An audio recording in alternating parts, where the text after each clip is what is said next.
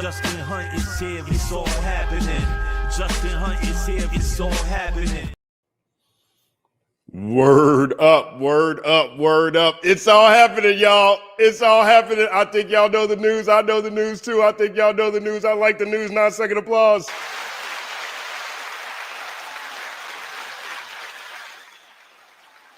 Now, this has been a long time coming. It feels like a long time coming. I'm not sure if we could really say that. It's been under a year overall. But since Drake first filed that pre-action petition late last year and then officially sued UMG in federal court at the beginning of this year, we did it, y'all. 9-second applause.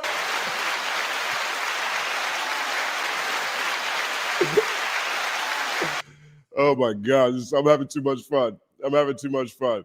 You know, it's funny because I don't think any of us on this call are sitting around wishing UMG signed with UMG on a daily basis, But this is a case that was so outside of anything we'd ever expected to see in hip hop. I'd argue it's a case that also really tested the limits of freedom of speech and artistic expression, And those elements together, those elements combined, had a population, had the entire culture out here rooting for UMG. 9-second applause.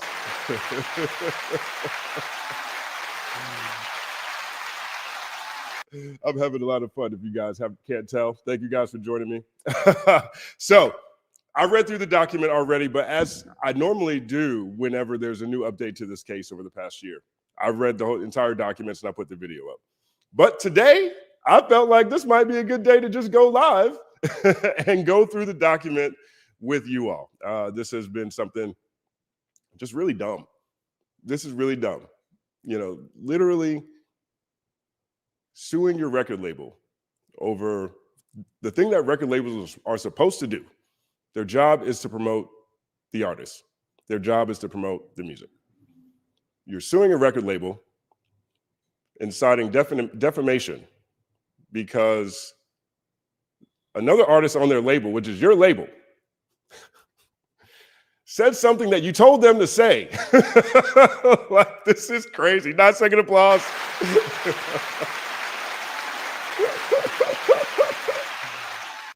And today,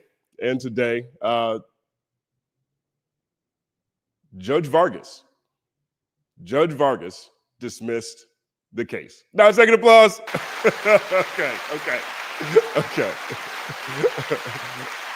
Okay.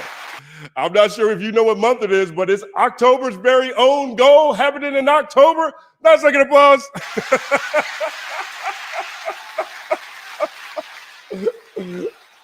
I'm done. Yo, thank you guys for being here. And shout out to the moderators. Shout out to everybody in here who supported this channel. And so we're going to go through the document. I read through it already. And it's actually very well written. It's very well written. So let's see. I haven't done a live stream like this before. Bear with me if there's any technical difficulties, but let's get into the document. So let's see if I can share this screen. This should work. Now, why am I not on the screen? Let's see.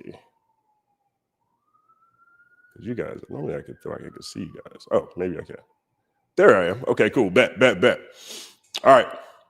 Let's see which view we like. This is a good day. Let's see which one we like. We like this one? No, we don't like that one. We like this one? You guys like that one? Maybe we should make it bigger. Let's see if we make it bigger. What's this do? Okay, that's full size. Okay. Having so much fun. 9-second applause.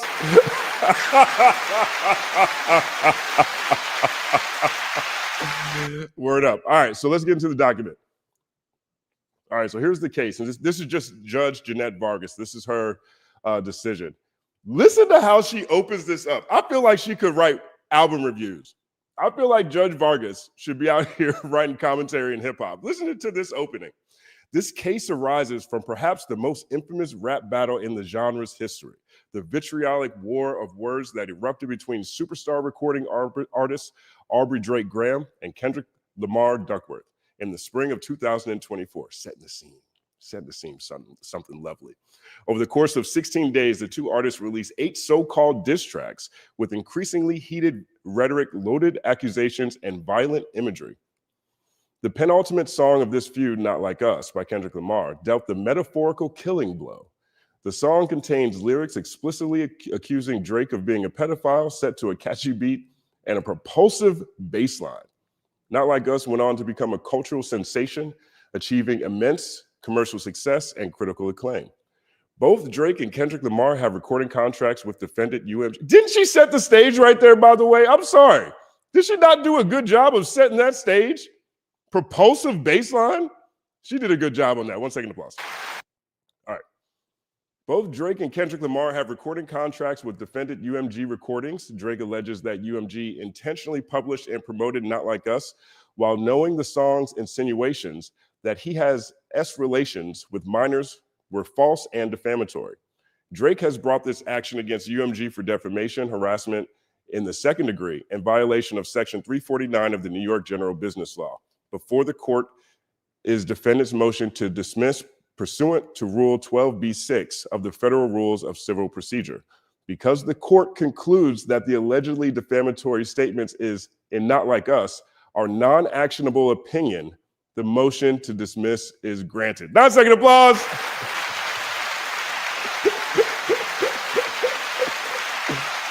She set the stage great on that. Now, to catch people up, the last hearing, UMG submitted the motion to dismiss, and that was still at the pleading stage.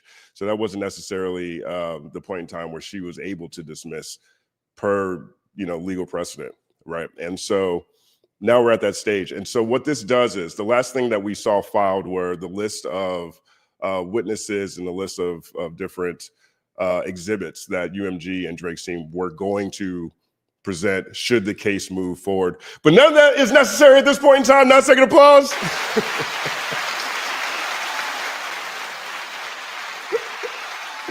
Okay. I'm having a good time. Hope you guys are too. All right, so now in the doc, it gets into the legal standards, and then it gets to a point where they break down each specific point that has been made as part of Drake's team's lawsuit, and she goes through them and wrecks them. Like, she straight wrecks the plaintiff on this. I don't know how much money Drake lost. There's still an opportunity for appeal. I don't know if he's going to go forward with it. Perhaps, who knows? I can't tell, because the last 2 years worth of decisions, truthfully, in my opinion, the decisions he's been making since the second half of Scorpion have been tomatoes. So I'm not even sure what he's going to do next, but appeal is still on the table. Here are the legal standards. I'm going to go through this. It's legalese, but then it gets right into it. To survive a motion to dismiss, a complaint must contain sufficient factual matter accepted as true to state a claim to relief that is plausible on its face. This is from Kaplan versus Lebanese Canadian Bank. A plaintiff may not simply allege facts that are consistent with liability. The complaint must nudge plaintiff's claims across the line from conceivable to plausible. Threadbare recitals of the elements of a cause of action supported by mere conclusory statements do not suffice.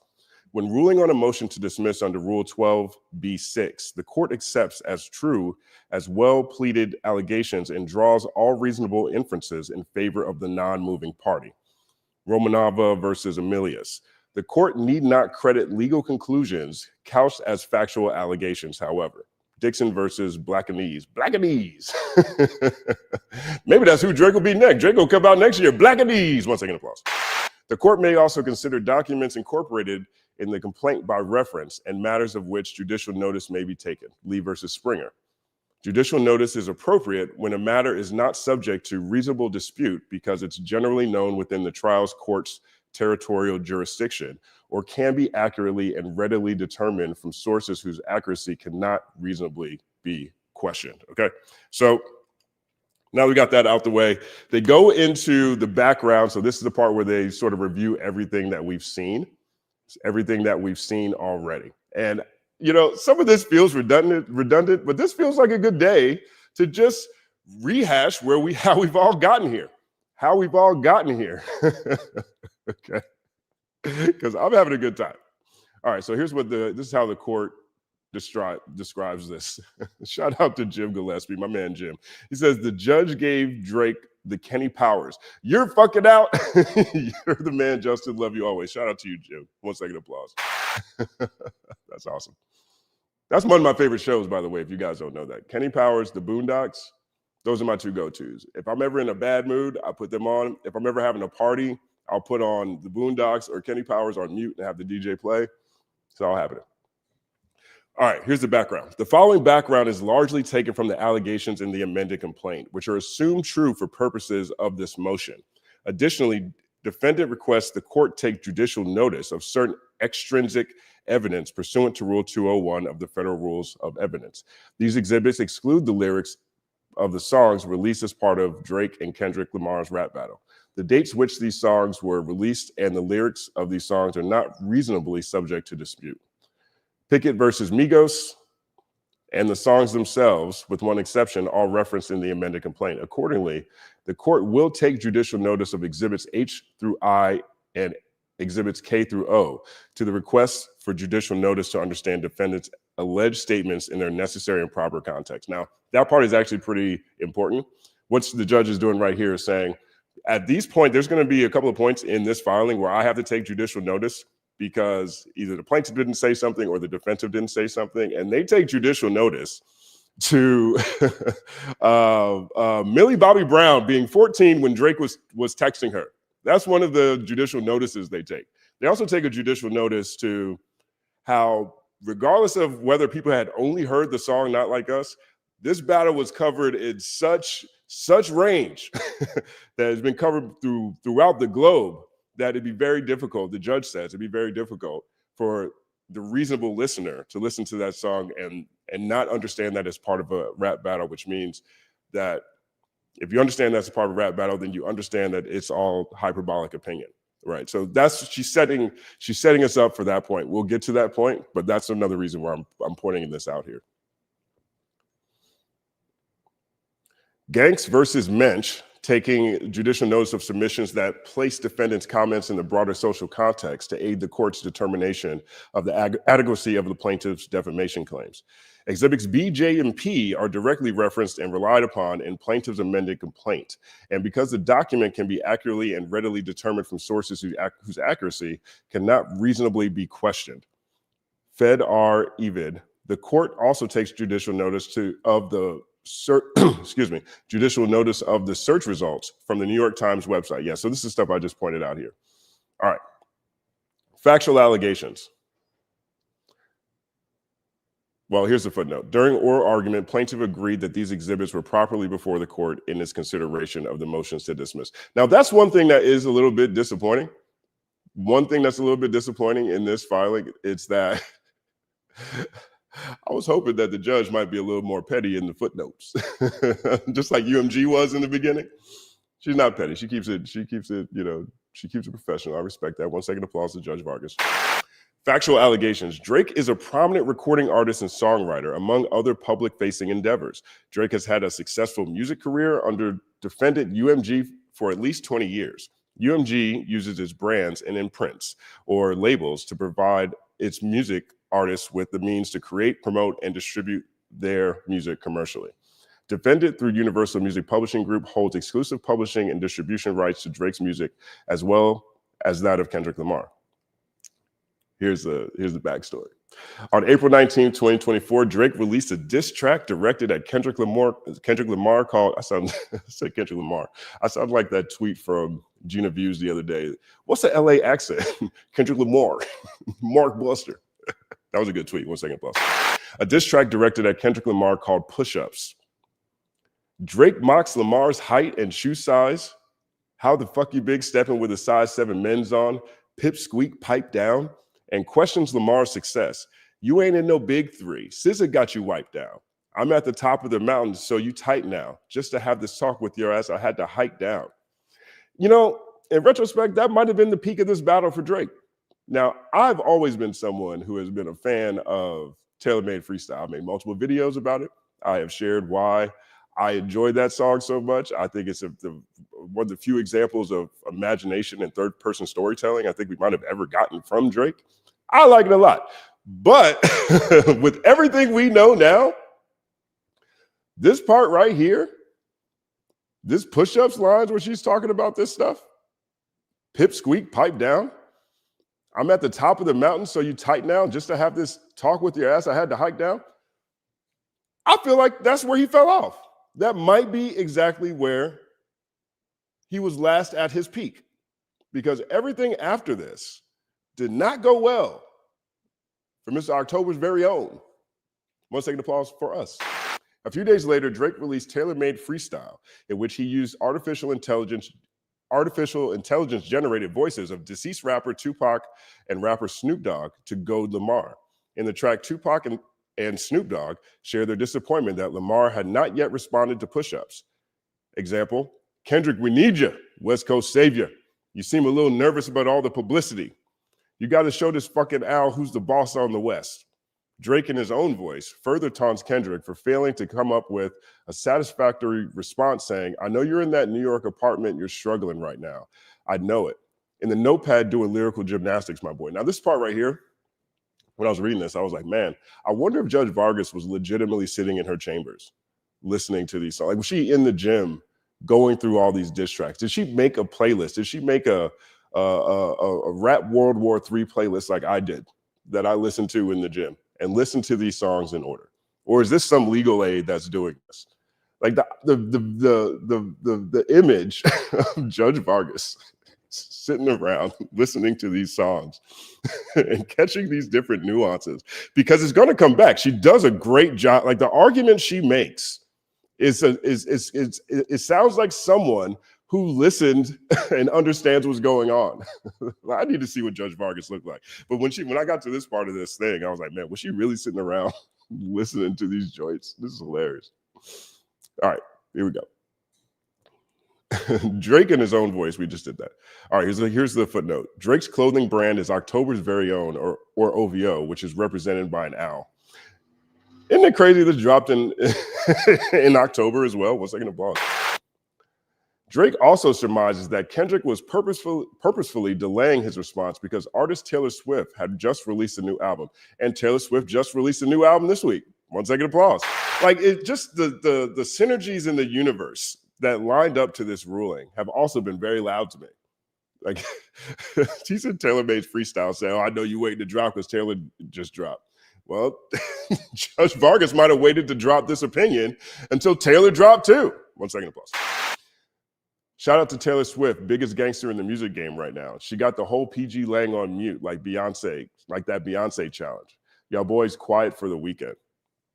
Lamar fired back at Drake in Euphoria, which was released on April 30th, 2024. In the track, Lamar claims, I make music that electrify him. You make music that pacify him.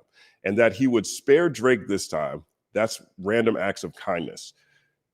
He accuses Drake of fabricating his claims. Know you a master manipulator and habitual liar too, but don't tell no lies about me, and I won't tell truth about. He insults Drake's fashion sense. I hate the way that you walk, the way that you talk. I hate the way that you dress. Further raps, I believe you don't like women. It's real competition. You might pop ass with it. I had that image, that thought again, of Judge Vargas sitting around listening to this song and being like, yep, I got to take that. I'm gonna pull that lyric out. I'm gonna put that in my filing. 1 second applause. And taunts Drake for being a coward with his responses. I hate the way that you sneak this. If I catch flight, it's going to be direct. On May 3rd, 2024, the feud between Drake and Lamar escalated as they lobbed increasingly vicious personal accusations at each other over the course of the day. First, Lamar released 616 in LA, not at 616 in LA, which he calls Drake a terrible person. Lamar accuses Drake of playing dirty with propaganda and raps that if Drake was street smart, then he would have caught on that his entourage was only there to hustle him. And included in his entourage are his lawyers. Now, she didn't write that, but I feel like they're part of this group of people that are there to hustle this guy. Because I have no idea how you can sue somebody, how you can sue over Someone saying something that you told them to say. Crazy. Tomato. Drake's next response arrived later that day in Family Matters. Drake jabs at Lamar's relationship with his partner. You the Black Messiah wifing up a mixed queen and hit vanilla cream to help out with your self-esteem on some Bobby shit. I want to know what Whitney need, and implies that Lamar physically abused her. You a dog and you know it, you just play sweet. Your baby mama captions always screaming, save me. You did her dirty all your life, you trying to make peace. Moreover, Drake calls into question whether Lamar is the biological father of one of his children. I heard that one of them little kids might be Dave Freeze. Don't make it Dave Freeze. Almost immediately after the release of Family Matters, Lamar unleashed the scathing Meet the Grams, in which he accuses Drake of being a deadbeat father and hiding the existence of other children. You lied about your son, you lied about your daughter, huh? You lied about them other kids that's out there hoping that you come. Lamar also alleges that Drake has gambling problems, drinking problems, pill popping and spending problems, bad with money, whorehouse, soliciting women problems. Therapy's a lovely start. He further insinuates that Drake was a predator and that Drake should die so all these women can live with a purpose. That was scathing. That was scathing. I mean, that's one of the things that came up quite a bit throughout this entire ordeal, right? One of the things that came up was Drake suing over the wrong song. Like, he's suing over the wrong song. If there's a song that more accurately might fall into this idea of defamation, potentially it is Meet the Grams. Not the song that says the thing that you told the dude to say. He didn't tell Dot to say none of the things he said in Meet the Grams. Crazy. Shout out to Nathaniel Seabury. Oh, you thought the money, the power, the fame would make you go away? Have you ever got roasted by a judge while your case got dismissed? Drake is about to sue October, Tupac, the judge, and the owl. 1 second applause. That's funny. I believe that was great. The next day, on May 4th, 2024, Lamar released Not Like Us. Not Like Us explicitly names Drake and his associates as pedophiles. Specifically, the track contains the following lyrics. Say, Drake, I hear you like I'm young. You better not ever go to cell block 1. To any bees that talk to them and they in love, just make sure you hide your little sister from them. They tell me Chubb's the only one that gets you hand-me-downs. And party at the party playing with his nose now. And Baca got a weird case. Why is he around? Certified lover boys, certified PDF. What, dot F above. What, I'ma do my stuff. Why you trolling like a B? Ain't you tired? Try to strike a chord that is probably A minor.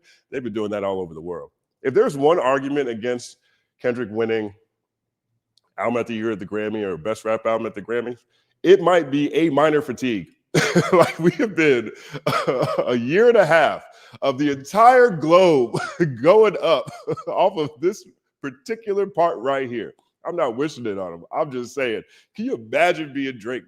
Can you imagine like the cognitive dissonance, the ego, the arrogance, you know, like the F nigga you gotta be to invite all of this stuff onto you, then sue over it, and then get the case dismissed. Every time I see a picture of Drake, he looks more bloated every single time. I'm not sure he's handling it well. Sorry for the detour. But these are the thoughts that I had when I was reading this thing. On May 5th, 2025, Drake responded in The Heart Part 6 at directly denying Lamar's allegations of PDF. I never been with no one underage, but now I understand why this is the angle you really mess with. Just for clarity, I feel disgusted. I'm too respected. If I was effing young girls, I promise I would have been arrested. I'm way too famous for this ish. I'm way too famous for this ish you just suggested. Like, that is one of the dumbest responses I ever heard to. That makes no sense. Bill Cosby is pretty famous. Harvey Weinstein is pretty famous. There's a lot of famous people, if anything. Like, this is how unprepared he was. He just knew that he had to drop something before Monday morning when everybody went back to work. He had to drop something before Not Like Us got too sticky. And I think he waited too long and he did a too terrible job. But this is part of the reason why I'm actually enjoying, when I read this the first time, this is part of the reason why I actually enjoyed rereading this document. I mean, what we're looking at here is the historical record of something most likely will never happen again, something that's never happened before. And in this case with Drake, an example of someone that's never, like, there's never been anyone else on the planet, maybe in history on the planet, who's ever had to weather the things that he's endured when it comes to this battle. And all of those things are self-inflicted. This is just a crazy anthropological study on its own. 1 second applause for anthropology.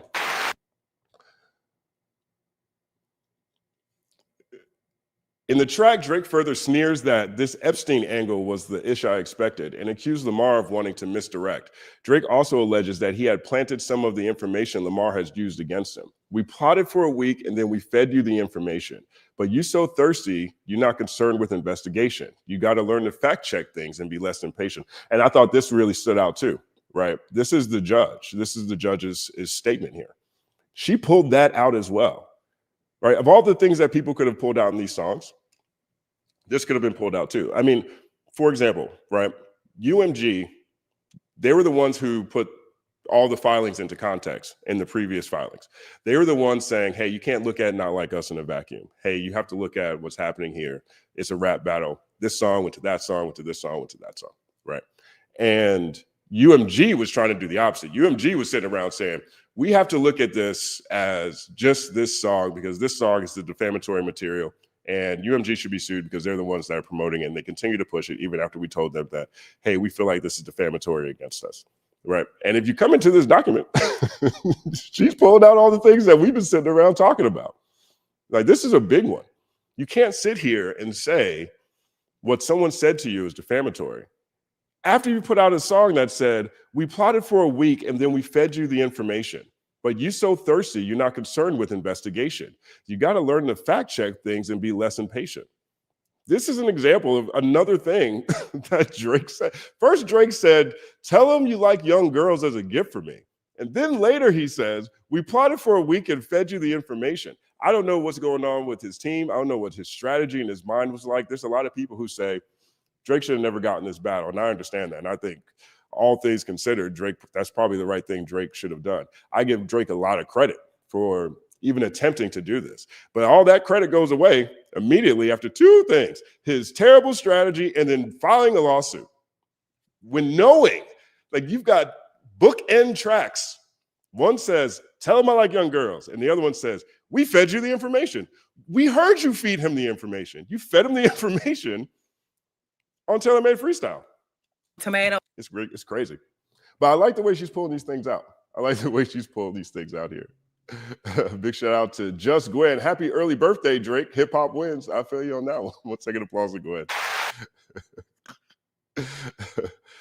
Shout out to Robert Reyes. Thank God this judge wasn't a Drake D writer. LMFAO. 1 second applause. All right, back to the filing. Not Like Us was a huge commercial success. It has gained immense popularity on streaming and social media platforms. It has been streamed globally more than 1.4 billion times on Spotify alone as of April 2025. On November 8th, 2024, the Recording Academy nominated Not Like Us for several Grammy Awards, and in February 2025, it won Record of the Year. They actually forgot Song of the Year, too. 1 second applause for Song of the Year. A week later, on February 9th, 2025, Kendrick Lamar performed Not Like Us live during the Apple Music Super Bowl halftime show. The performance is alleged to be the most watched Super Bowl halftime show of all time, with over 133.5 million views. 1 second applause. Procedural history, right? Because there's also a business. We'll get to that. I'll come back to that, actually. Procedural history.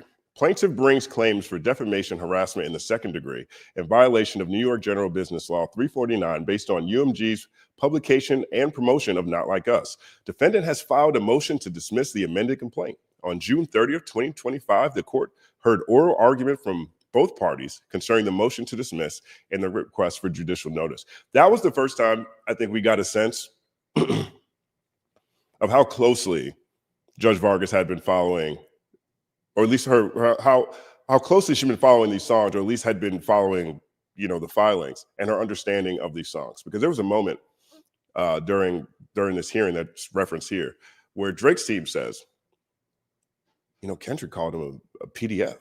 That's one of the worst things you can say. That's the worst thing you say to anybody. You called him a PDF, Judge.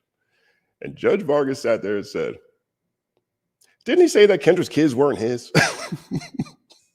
I didn't see video. I don't know if anybody was in the courtroom, but that's how it sounded when I was reading it. But that took place at the oral arguments last June. We covered that here on this channel too. Check it out if you missed it. Plaintiff contends that he was defamed when defendant decided to publish, promote, exploit, and monetize all allegations that it understood were not only false, but dangerous. Plaintiff alleges the recording repeatedly accuses Drake of engaging in criminal acts, including in PDF and or other acts that would require registering as an S offender and being registered as an S offender. The amended complaint alleges that the song implies that Lamar has heard, albeit from undisclosed sources and concerning undisclosed individuals, that Drake has a predilection for underage women. According to the amended complaint, the reference to Cell Block 1 is a thinly veiled threat that Drake should be careful that he never ends up in prison, a place where child predators are notoriously the targets of violence. The line Certified Lover Boy, Certified PDF is a perverse reference to Drake's 2021 album Certified Lover Boy. Plaintiff argues that the use of the term certified communicates that Drake has been found to be a PDF. And the final line of this passage plays on the dual meaning of minor, a person under the age of 18, and a musical scale. Plaintiff further cites as defamatory the recording's description as Drake as Malibu Most Wanted and a predator. I'm sorry, but that Malibu Most Wanted line was like a nice throwback to a movie I kind of forgot that actually fits the description. 1 second, applause. Most Wanted and a predator, and that his name got to be registered and placed on Neighborhood Watch. The associated music video, shows images associated with S trafficking to reinforce the PDF accusation. The recording is also accompanied by an image of Drake's home in Toronto, which is plastered in icons used by law enforcement and public safety applications to denote the residences of registered S offenders. Discussion. Defamation claims. So we're making our way through. But you can tell, like, she is tapped in. She's straight up tapped in. Like, she's not. Look, do we really know? We don't really know, but I tend to believe so. And she comes across as really tapped in here, just based on the things and the references that she's pulling out. Big shout out to Divine Eternity. She says, Tupac Shakomi got wiped down during Libra season, which is the balancing of justice. 1 second, applause. Yo, I'm serious, man. Like, when people were talking about what's the quote? How did he say that? Who told me this? Did Salas tell me this? Or did DJ Head tell me this? One of these people told me. Kendrick makes a line when he was talking about this battle. I don't even know if it was a line or for something that came up in conversation. But he said this is spiritual. We're in Libra season. Each case gets dismissed in the season that's about balancing justice. Sorry, guys. Yo, it's all happening. Oh, gosh. All right, back to the case. Under New York law, the elements of defamation claim are 1, a defamatory statement of fact regarding the plaintiff published to a third party that is false, made with the applicable level of fault, causing injury, and not protected by privilege. Live Face on Web, LLC versus 5 Borough Mold. A defamatory statement is one that exposes an individual to public hatred, shame, that's a new word for me, obloquy, contumely, odium, contempt, ridicule, aversion, ostracism, degradation, or disgrace, or induces an evil opinion of one of the mind's right-thinking persons and deprives one of confidence and friendly intercourse in society. The issue in this case is whether Not Like Us can reasonably be understood to convey as a factual matter that Drake is a PDF or that he has engaged in S relations with minors. In light of the overall context in which the statements and the recordings were made, the court holds that it cannot. 1 second, applause. 1 second, applause.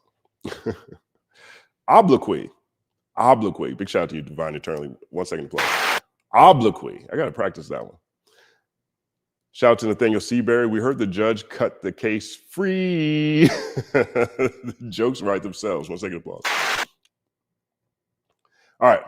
Fact versus opinion. Now, this part is actually where a lot of the crux of the arguments start to come in. And so here is where, at this point and forward, the judge really starts to make additional arguments based on each of the claims that Drake's team was making in this lawsuit. And so this is where she goes through and explains why. She had no choice but to dismiss.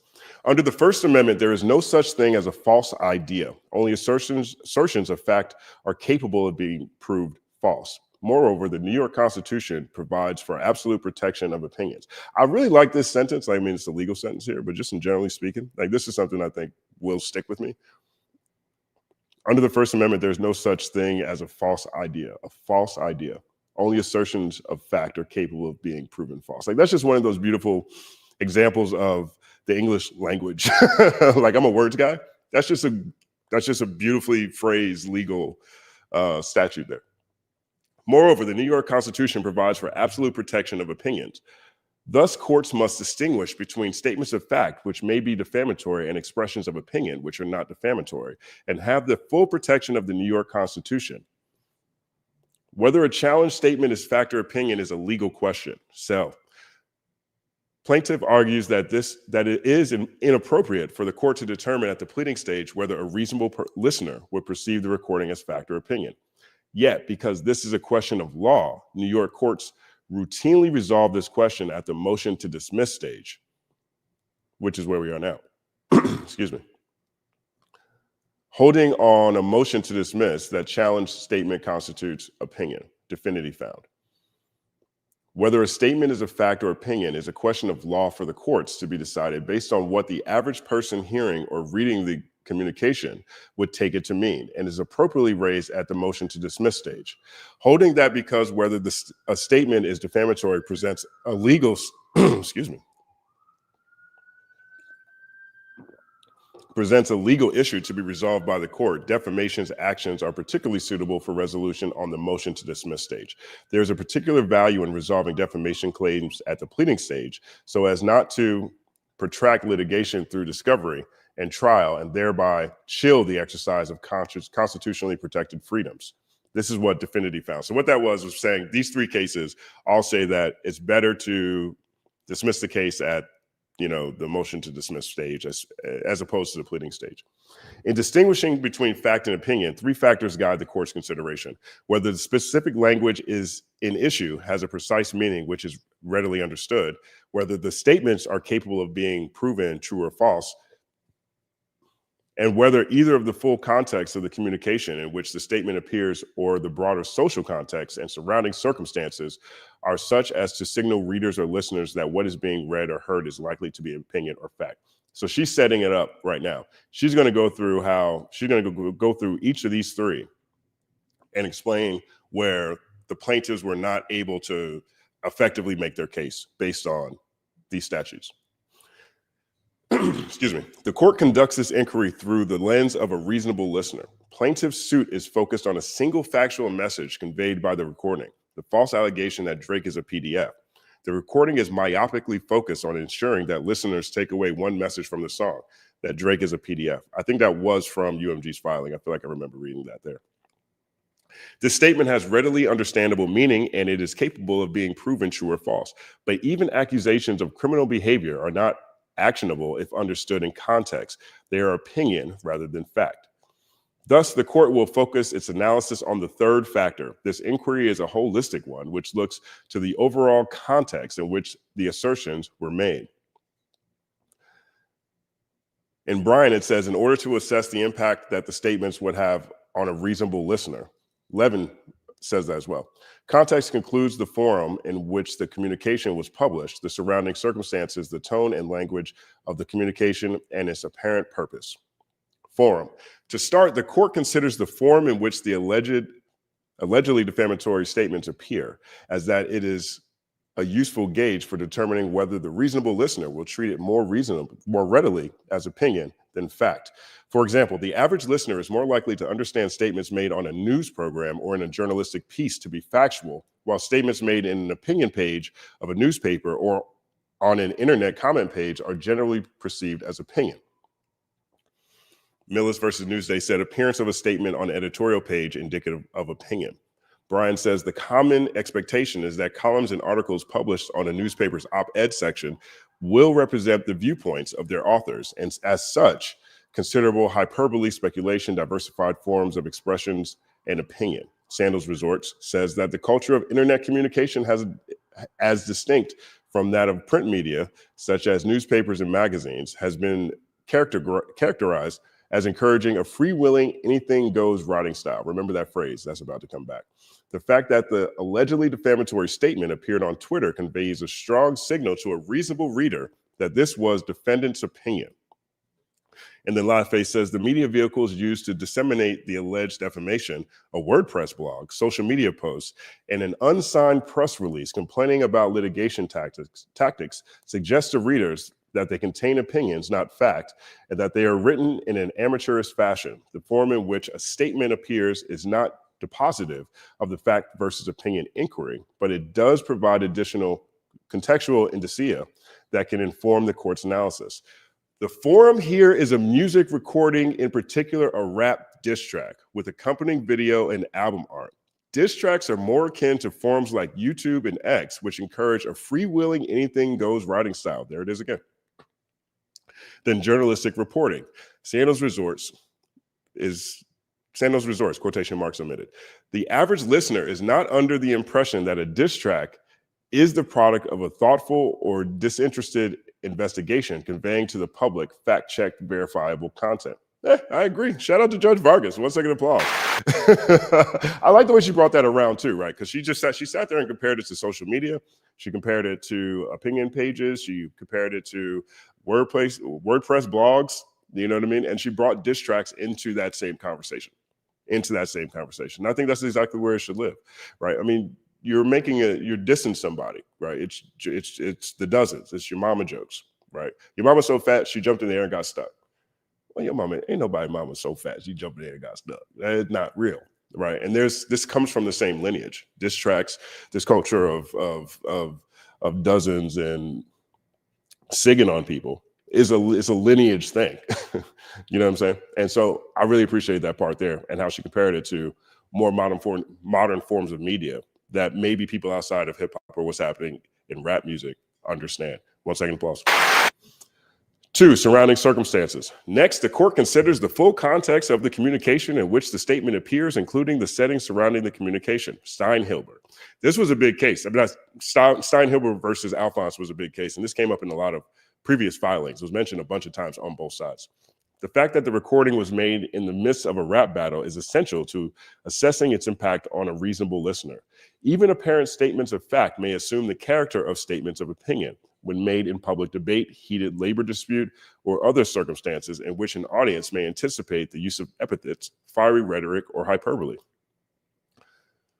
As context is key, defamatory statements advance during the course of a heated public debate, during which an audience would reasonably anticipate the use of epithets, fiery rhetoric, or hyperbole are not actionable.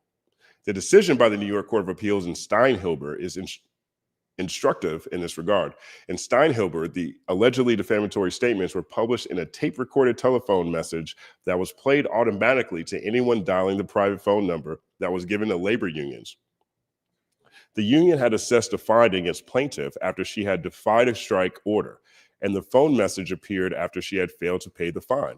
The New York Court of Appeals found that the most significant circumstance was that the message was prepared and played as part of the union's effort to punish a former member. The court highlighted that in that emotional aftermath of a strike, when animosity would be expected to persist, particularly against a former member who was seen as a traitor to the cause, that a listener would not expect that any insults lobbed would be factual in nature. And I just feel like this is a really interesting, I think there's a metaphorical element to this case, right? You know, it's a court case, you go find other court cases, you find other rulings, and you use those things to make your arguments, and hopefully you can sway the judge or the jury. And I just found like this one was really ironic, right? I mean, we have someone here suing over a lost rap battle. Someone is suing over a lost rap battle, okay? And this says, the court highlighted that in the emotional aftermath of a strike or a rap battle, when animosity would be expected to persist, particularly against a former member who was seen as a traitor to the cause, like a rapper in hip hop, a listener would not expect that any insults lobbed would be factual in nature. 1 second applause. There's so many parallels. We're going to move on to terrain here in a second. Let me get to some of these super chats real fast. We did this one. Shout out again to Nathaniel. What does this one say? Shrek, good day for hip hop, art, and freedom of speech. Love your insight and passion, Justin. Thank you. Shout out to you too, Shrek. Thank you, man. What we got here? Tony Rivers, Drake's stream numbers from recent drops are dying down. Do you think this trend continues? Do you think UMG will promote him less? Well, I did a story earlier this week in Chart Report, and his streaming numbers are down, right? I mean, and this story in Billboard is reflective of that. And the story itself is actually a great story for Drake. Which One in Central C went #1 on rhythmic and rap radio, right? And so what that means is that they're now pushing the song to radio. That is a money-driven chart position, right? The Billboard Hot 100 takes into account sales, it takes into account streams, it takes into account radio. It puts all these things together. He's #1 on the radio chart, which to me would be indicative that he's still getting pushed. Now, what happens after this? I don't know. I just also don't have a history of people going against record labels like this and things working out for them in the long run, one way or the other. So it's possible, it's up in the air, but right now, to me, it still seems like they're pushing him. He's #1 on rhythmic and rap radio. Central C's first #1, by the way. Good question, though. Shout out to you, Tony. 1 second applause. Let's see what we got here. Academics going to change the narrative to the judge as a K-pop. Shout out to you, 504 Scooby. 1 second applause. I mean, whether the judge is a K-bot or not, I think it's a reasonable person could look at all of these things on the table and come away with this exact position. All right. Similarly, in Terrain versus Lou, the second court affirmed the dismissal of a complaint at the pleading stage, holding that a matter of law comments that the plaintiff was a sick racist PDF, a loser PDF, a broadcaster PDF, a child predator, a lunatic, and that he must be put behind bars were expressions of opinion. That's strong. That's strong. Look at this. In this case, in Terrain versus Lou, the second court affirmed the dismissal of a complaint at the pleading stage, holding that as a matter of law, comments that the plaintiff was a sick racist PDF, a loser PDF, a broadcaster PDF, a child PDF, a lunatic, and that he must be put behind bars were expressions of opinion. Well, if Terrain and Lou could get away with that, certified PDF doesn't sound that bad. 1 second applause. In reaching this conclusion, the Second Circuit relied upon the context in which these statements were made. Specifically, the comments were part of a war of words between disc jockeys at rival radio stations that received extensive media coverage and commentary. As part of that feud, the plaintiffs made comments on air, suggesting that he would abuse the minor daughter of the defendant. That sounds like a DMX lyric. The Second Circuit Court concluded that in the context, no reasonable listener could have perceive the defendant's responses to state or imply assertions of objective fact. Excuse me. Relief. In Rapport versus Barstool Sports, the district court found that an audience would not reasonably conclude that statements suggesting that the plaintiff had herpes and had abused his ex-girlfriend constitute assertions of fact when published in the 6-minute diss track music video. Now, we actually played that video in one of the videos that I put on this, dropped on this channel covering this. That video had a lot of parallels too to some of the things that are going back and forth. But that one was all very spoofy, right? And so shout out to you guys if you saw that video, because that video is actually pretty funny. I'm not going to play it right now, but it's definitely on the channel.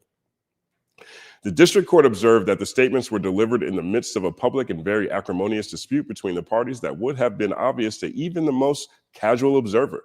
The video in question reviewed the recent history of the acrimonious dispute that resulted in Rappaport's termination just days before the video's publication, and also included a Photoshop photo of the defendant in a derogatory manner. It was him as a cracker. And one of them was him as a cracker on the street, like literal cracker, like a saltine. And the other one was him with a bunch of herpes on his face. I think he had a whole bunch of cold sores and fever blisters all over his mouth. Tomato. And because it was funny, that clear background contextualized for the audience that the statements in the video are being offered in the midst of a hostile public feud between Michael Rappaport and Barstool Sports. Just as in Steinhilber, Rappaport, and Touraine, the recording was published as part of a heated public feud in which both participants exchanged progressively caustic, inflammatory insults and accusations. This is precisely the type of context in which an audience may anticipate the use of epithets, fiery rhetoric, or hyperbole, rather than factual assertions.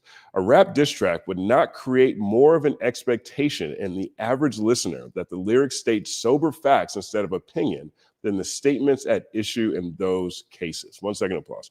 Now, if I'm not mistaken, I think UMG was the one that offered Rappaport into in one of their filings. I think they were the ones that brought this to the case. And there was a moment at the oral arguments in June where it seemed as if the judge was going to say that Rappaport was a bit different, right? Because UMG's lawyer said something to the effect of, well, hey, Rappaport had a diss track. This is the same thing as Rappaport. And then the Judge Vargas said not the same thing. So she didn't really show her hand. And I think a lot of people who were thinking that this may get past the dismissal stage, particularly people on Drake's side, I think they looked at that moment as maybe some light at the end of the tunnel. And it didn't work out that way. 1 second applause. For example, in Euphoria, Lamar calls Drake a master manipulator and habitual liar and a scam artist. Drake responds in Family Matters by heavily implying that Lamar is a domestic abuser. He also raps that he heard that one of Lamar's sons may not be biologically his. Why you never hold your son and tell him say cheese? We could have left the kids out of this. Don't blame me. I heard one of them kids might be Dave Freeze. In Meet the Grams, Lamar takes issue with Drake involving his family members in the feud. Dear Aubrey, I know you're probably thinking I wanted to crash your party, but truthfully, I don't have a hating bone in my body. This is supposed to be a good exhibition within the game, but you effed up the moment you called out my family's name. Why you had to stoop so low to discredit some decent people? Because look at these lines, look at these lyrics back to back, because this is something that always bothered me too when I was listening to these tracks. When Drake says we could have left the kids out of this, don't blame me, right? I'm looking at that like, okay, he must be talking about Euphoria, where Kendrick says, you don't know nothing about that, talking about he's not a good dad. I took that as, oh, he's saying Drake's not a good dad. Drake's not a good dad, right? So when I heard this, I was like, what do you mean you could have left the kids out of this? He was saying you're a bad father. And I guess there's a connection there. Maybe I'm skewed in terms of my point of view and how I look at how that bar connected with me. But then by the time you get to him saying Kendrick is beating his wife and and his partner had an affair with his baby mother and that his baby isn't his, and then says that in a way as if to say what he was saying about Kendrick and Dave and Whitney was the same as what Kendrick said to him. It hit me differently. Right. So when he dropped Meet the Grams that night, I was like, hey, sometimes you get what you deserve. You deserve it because you earned it. Shout out to The Weeknd. In the same track, Lamar alleges that Drake uses the weight loss drug Ozempic. Don't cut them corners like your daddy did. F what Ozempic did. Don't pay to play with them Brazilians. Get a gym membership, which is so cold. So cold. Like, even listening to that, can you imagine? Like, legitimately, can you imagine, like, after you dropped a diss track that you spent a week putting a video together for? Excuse me. There's a week you put the video together for, and you think this is going to be it. At the end of the song, you're like, you're dead. You talk about you going on vacation. This is it. It's over. You feel like you just murdered it. You feel like you put together a whole statement piece or performance art. You've got push-ups, and then you've got some third-person storytelling with some AI in it, and then you continue the push-ups beat, and you move on, and you put together this whole thing. And then 47 minutes after, here comes another song. And in the first verse, that guy is talking to your son. And he's saying, don't cut them corners like your daddy did. F what Ozempic did. Don't pay to play with them Brazilians. Get a gym membership. I'm sorry, man. That was one of the coldest things I've ever seen in life. Not even just in music or in hip hop. In life, how that played out. 1 second applause. Lamar also insinuates that Drake knowingly hires S offenders, grew facial hair because he understood being a beard just fit him better, got S offenders on OVO that he keep on a monthly allowance. Of particular reference in tailor-made freestyle, Drake challenged Lamar to make the PDF accusations an issue. Using the artificially generated voice of deceased rapper Tupac, Drake goads Lamar. Kendrick, we need you. West Coast savior. Engraving your name in some hip-hop history. If you deal with this viciously, you seem a little nervous about all the publicity. F this Canadian light-skinned dot. We need a no-debated West Coast victory, man. Call him a B for me. Talking about him liking young girls, that's a gift for me. Heard it on the Button podcast. It's got to be true. This Canadian line right here is really particular too, because there was this narrative last year that Friday Ricky Dredd, for example, a few other people, they were trying to say that not like us, others, Canada, and that Euphoria, others, Canada, because Kendrick came outside and said, I'd rather do that than let a light-skinned Canadian let Pac turn in his grave. Well, this is another example of something that Drake brought up first. Drake brought nationality into it, literally brought nationality into it. But this is the part that I think we were all hoping the judge would understand in the various coverage that we've had over this particular case in each of these filings. This is the judge actually saying that. I'm gonna read the intro. I'm not gonna read the lyrics again, but then I'm gonna jump down here. Of particular relevance in tailor-made freestyle, Drake challenged Lamar to make the PDF accusations at issue. Using the artificially generated voice of a deceased rapper Tupac, Drake goads Lamar. Tell him you like young girls as a gift for me. It is in this context in which such lyrics as "Say Drake, I hear you like 'em young" from the recording must be assessed. The similarity in the wording suggests strongly that this line is a direct callback to Drake's lyrics in the prior song. 1 second applause. I was so glad that the context in which this song, Not Like Us, was created was able to be conveyed to the court. Because Drake's team, when you look at their filings, it was just Not Like Us. Not Like Us is anti-Semitic. Not Like Us had people showing up to Drake's house. If you look at all these people online, on Twitter, on Instagram, on YouTube, wherever, they're saying that they believe these things that Kendrick said and Not Like Us. No mention of a rap battle. And UMG's argument was, actually, this is a rap battle. And this is where the stuff comes from. And the judge caught it. 1 second applause.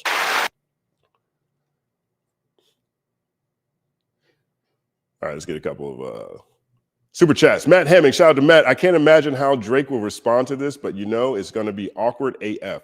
My guess, he's 6 months from going full MAGA drizzle mode. It'll be, I mean, I'm sure they'll take him. I'm sure they'll welcome him over there.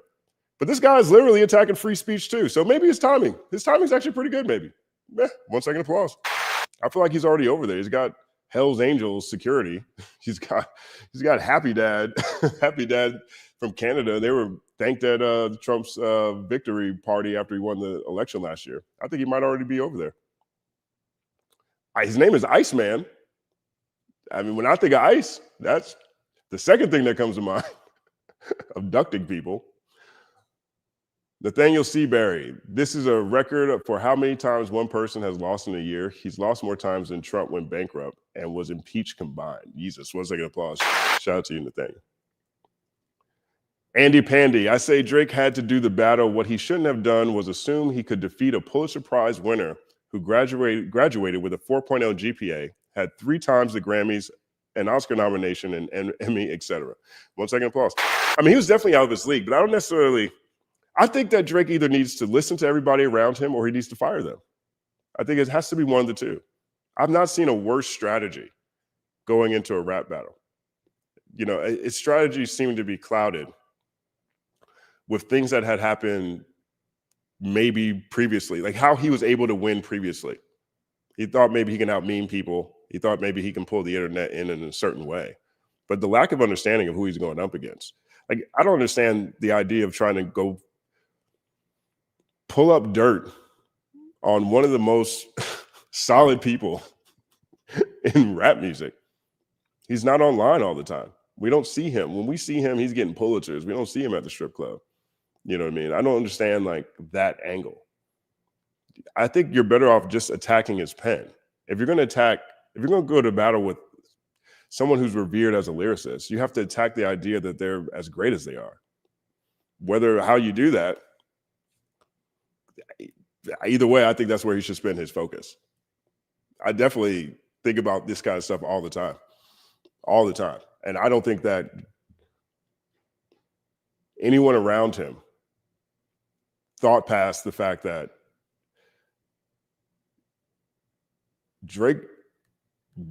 Kendrick doesn't live a life that is easy to poke holes in. So you have to poke holes in what his veneer is. And his veneer is he is one of the greatest writers of all time. He's got an undefeated pen. So you have to poke holes in that. Now, how do you do that? I've shared some ideas before, but he didn't do it. And I'm happy about it. 1 second applause. We'll get one more in here. We'll get back to the final. Henderson CNC, you acting a whole fool on this live. I am. 9 second applause.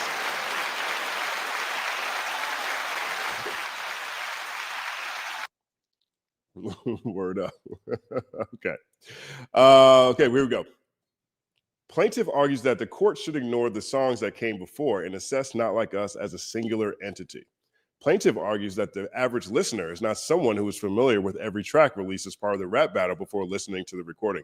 This part's really important too. Check this out. But because the recording has achieved a level of cultural ubiquity far beyond the other 7 songs, plaintiff contends that the court should not consider those other tracks in assessing how the average listener of the recording would perceive the allegations regarding Drake. There are a number of flaws with this argument.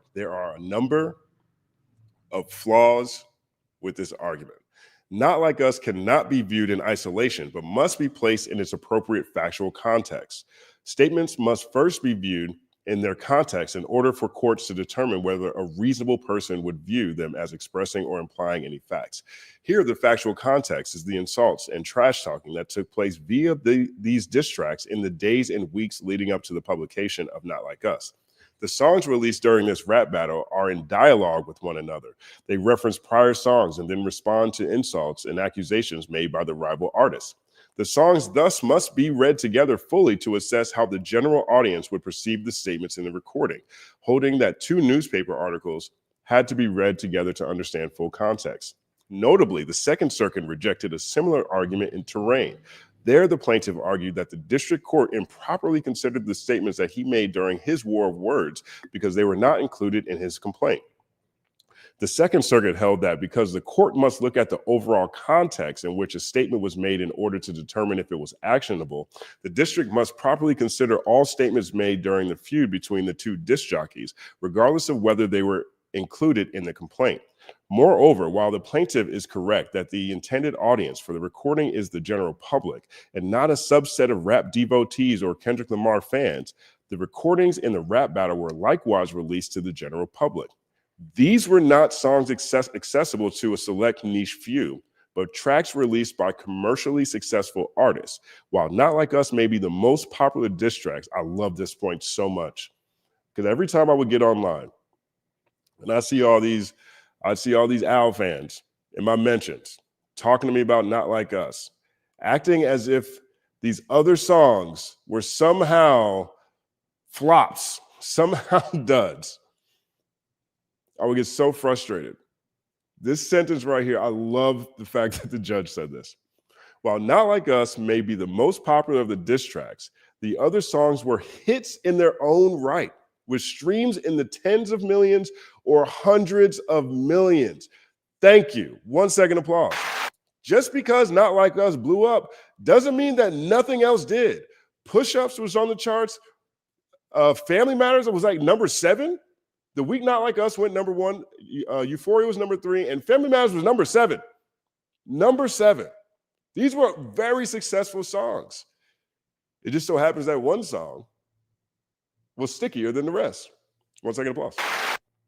Additionally, it was not the recording which gained a cultural ubiquity, but the rap battle itself, another great point. In deciding this motion to dismiss, the court need not blind itself to the public attention garnered by this particular rap battle. The court takes judicial notice of the extensive mainstream media reporting that surrounded the release of Not Like Us and the associated feud between Drake and Lamar.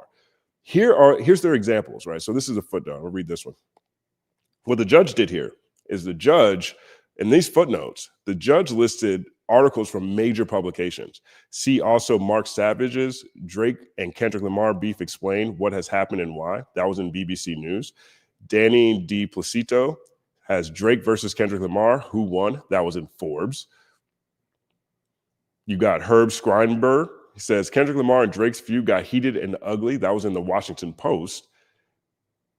These are articles that are in the biggest publications on the planet. This one here from Neil Shaw says Kendrick Lamar versus Drake, a new rap beef for the streaming era. But that was in the Wall Street Journal. So Drake's team was spending a lot of time saying a reasonable person wouldn't understand this. I had some of my oldest cousins hitting me up about what they read, what they saw in their newspaper that they had, that the newspaper man left outside their door. You know what I mean? You couldn't escape this. So the idea to say that the reasonable person wouldn't understand this in this particular battle, I felt like that was dead in the water in the first place. I'm glad to see that was pointed out as well. Accordingly, the court must consider the entire rap battle to assess whether the average listener would take Lamar's statements as objective fact or opinion. Perhaps most fatally, for plaintiff's argument, it would render protection for artistic expression dependent upon an impermissible retroactive analysis. At the time he released Not Like Us, Kendrick Lamar could not have been aware that it would break streaming records, win Record of the Year at the Grammys and Song of the Year, or be featured at the Super Bowl halftime show. Yet plaintiff would have the court divorce the recording from the context in which it was created because of these subsequent events. Whether publications constitute actionable fact or protected opinion cannot vary based upon the popularity they achieve. Constitutional guarantees do not rest on such flimsy foundation. I'm gonna read that one more time because that's some ether. That is some euphoria. And it's a fantastic point because that's what Drake's team did, right? I mean, we all saw that. We saw that after the initial filing went public. Then Kendrick went and won those Grammys, and Kendrick went and performed at the Super Bowl. Then they came back and updated their legal filing to include the Super Bowl and the Grammys. Now, their point in doing that was they were hoping that they can get UMG on the hook for, because they're suing UMG, right? So they're suing UMG for promoting defamatory material. Right. So for them, it was another example of how far, from their point of view, this arguable, I guess no longer, defamatory material actually went. Right. But that takes away from the broader point. The broader point is when this song was created, when the defamatory material was created, and when it first went out into the world, none of these things had happened. And so now Drake's team is over here trying to argue that because these things happen, this material is more defamatory, and the judge sees right through it. I'll read it one more time. Perhaps most fatally, I'm gonna start a sentence like that in my next breakdown. I was working on one today when this dropped. Perhaps most fatally for plaintiff's argument, it would render protection for artistic expression dependent upon an impermissible retroactive analysis. At the time he released Not Like Us, Kendrick Lamar would not have been aware that it would break streaming records, win Record of the Year at the Grammys, or be featured at the Super Bowl halftime show. Yet plaintiff would have the court divorce the recording from the context in which it was created because of these subsequent events. Whether publications constitute actionable fact or protected opinion cannot vary based on the popularity they achieve. Constitutional guarantees do not rest on such a flimsy foundation. 1 second applause to flimsy foundation. Plaintiff counters that even if the recording was protected opinion at the time of its initial publication, UMG's republication of Not Like Us in the months following, after it achieved unprecedented levels of success, of commercial success, exposes it to liability. This argument is logically incoherent. If the recording was non-actionable opinion at the time it was initially produced, then its republication would not expose UMG to liability. Republication cannot transform Lamar's statement of opinion into UMG's statement of fact. That's cold right there. 1 second applause. This is crazy. This is crazy. Let me get a couple super chats in here real fast. Shout out to Jimmy, 1982, music, movies, and more. Thank you for years of great work, Justin, ever since the Rude Jude days. Oh, man, appreciate you, Jimmy. 1 second applause. Shout out to Rude Jude, All Out Show, Shade 45. Big shout out to I Got Fame. Happy Hip Hop Day. We all win. Thank you for keeping the culture moving. Thank you for rocking with me. I Got Fame. I appreciate you, brother. I got Fames over in the Discord, too. He's in the Discord. You guys should join the Discord. There's a link in the description. Not in this description, but in descriptions in the video. Shout out to Lils. Shout out to Fly Science, Ant, Javen, and everybody holding it down over there. What's this one say? The Skinny Day One says, I always hated the lawsuit, but Nokia was a smash hit, and Some Sexy Songs for You is still streaming well. I think Drake will still be fine. The losses from Iceman just haven't been the looses. I guess the loosies from Iceman just haven't been good, to be honest. I mean, Drake will always have his back catalog. That's another thing that stood out to me when people would make the argument that Drake was trying to get his masters and go to another label. And I argue that would be very difficult to do for Drake, not necessarily be difficult for him to get his masters. I think that would be fine. But when you leave one building and you try to go to another building, you lose all the synergies between the two places. And regardless if Drake leaves, he's still going to have, I can't imagine that UMG wouldn't still have a piece of his back catalog. And his back catalog would be the most valuable thing. So if he left to go to another place, that would be most likely for his new music. His back catalog stuff will still be at UMG. And Drake now has to figure out how to work with these teams who don't necessarily know him as well or know how to move his music in the marketplace in the same way. Right. I think he'll be honest. As I mentioned, I'll be honest. I think he'll be fine. I don't know if he'll be honest, but I think he'll be fine. He's just his catalog is just that massive. Right. And again, we're seeing him right now having success at radio. He's number one at rhythmic and rap radio with which one? With Central C. I think there's another thing at play here, though. I mean, even if you look at the reaction Drake has been getting at some of his most recent live performances, the show he did, was it in Brazil? Maybe it was in Brazil. I'm not sure. He did something in South America at some festival. If you look at just his actions on stage recently, if you look at him personally, I feel like he is not in the same place creatively, right? I think Some Sexy Songs for You is still streaming well. I mean, it's still in the top 20, top 30. So I think that's a positive for it. And Nokia was a hit. I love Nokia from the first time I heard it. It's my favorite song off that project. I just really wonder where he's going to be creatively going forward, right? Because Some Sexy Songs for You is streaming well, but Nokia and the song with, I guess now Cash Cobain, oh my gosh, I can't think of the name of this song. Those are the two breakouts from it. You've got the Central C joint. That was doing well at radio, but it's not streaming well. The Yeet joint crashed like that. That one fell off so hard, so fast, ridiculous. You've got Which One, which did a good job this summer, and I think that had a lot to do with how people are excited with Drake. Also, I think that's just like a pretty good bop altogether. Is it Which One? Not Which One. What did I miss? Excuse me. What did I miss? So that's a little spotty in there. You look at the 15 or so tracks he dropped last year. All those came and went. So in totality, I see a lot of softness in the Drake marketplace. I think he's going to be fine because he's a superstar and he has his back catalog. I just don't think that it's as inevitable. I don't think the future is as inevitable as it might have seemed to a lot of people immediately after the battle last year. But great point, Skinny Day. 1 second plus. And Andy Pandy, what you got? I don't think those around him are giving him advice. They are yes men. He beat Meek because Meek needed rehab and went soon after War Paint was better. Yeah, 1 second applause. I mean, I think that was definitely a weakened Meek Mill. That wasn't sharp Meek Mill. And I think maybe you're seeing some of that with Drake right now. I'm not sure what Drake looks like sharp. I don't feel like he's been sharp since the first half of Scorpion, in my opinion. I've been very consistent on that. I'm not saying that he's been whack. I'm not saying he's terrible, but that's the last time I heard what sounded like a sharp Drake to me. And, you look at these pictures that are going around, you look at him on stage, you listen to some of these songs that he's writing, his pen is, whoever's pen is not necessarily, connecting the same way. And I feel like that's where Meek Mill was.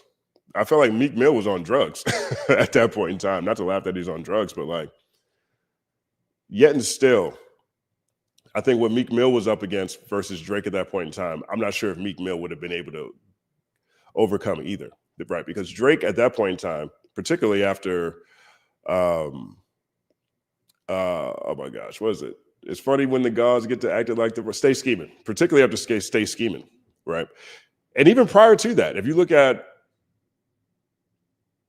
the tracks that he had when he was going up against Big Page and Aristo in Canada, Drake had been making diss tracks for radio. he had been making diss tracks for the clubs. He wasn't making diss tracks that just lived within hip hop spaces. And I don't think Meek Mill, even if he was fresh, I don't think Meek Mill would have taken that kind of approach. One of the things that made Back to Back so big was because it was outside everywhere. And I still think that would have been a problem for Meek Mill, even if he was super clean. But that's a great point too. I agree with you on that, Andy Pandy. 1 second applause. All right, back to this. We're almost done. Tone and language. That the recording can only reasonably be understood as opinion is reinforced by the language employed in the song. The court examines the tone and its apparent purpose. Loose, figurative, or hyperbolic statements, even if deprecating the plaintiff. Excuse me. Brahms versus Carver says an imaginative expression in Levin cannot constitute actionable defamation. A court may also consider whether the general tone of the publication negates the impression that the challenged statements imply defamatory fact about the plaintiff. In Rappaport, for example, the court concluded that the tone and apparent purpose of the diss track, especially considering its use of hyperbolic and vitriolic words and imagery, further reinforced for the audience that the video is not intended to reflect an accurate factual assessment of Rappaport.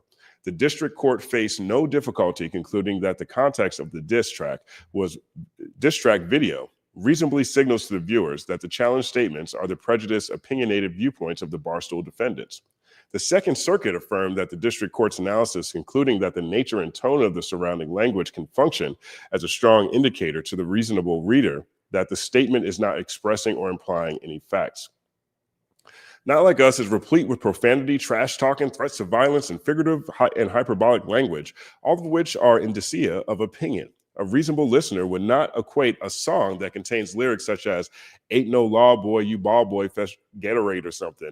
Since 2009, I had this bitch jumping, with accurate factual reporting. Accordingly, the reasonable listener of Not Like Us would conclude that Lamar is rapping hyperbolic vituperations. That's a new one for me too. Now, this line right here is actually funny because Kendrick got the Gatorade commercial. Ain't no law, boy, you ball boy, fetch Gatorade or something. That's an interesting one to pull out as an example, but hey, I'll take it. 1 second applause.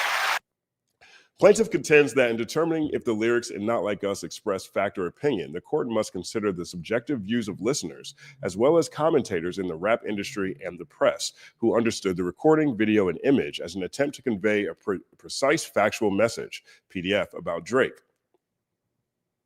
The amended complaint cites extensively to comments and posts from YouTube and Instagram that express the belief that the recording had exposed the truth and that Drake truly was engaged in PDF and S violence against children. But distinguishing between fact and opinion is a question of law for the courts to be decided based on what the average person hearing or reading the communication would take it to mean. The dispositive inquiry is whether a reasonable listener could have concluded that the statements were conveying facts about the plaintiff. Courts make the determination by looking at the full context and surrounding circumstances of the challenged communication. The court holds, based on full consideration of the context in which Not Like Us was published, that a reasonable listener could not have concluded that Not Like Us was conveying objective facts about Drake.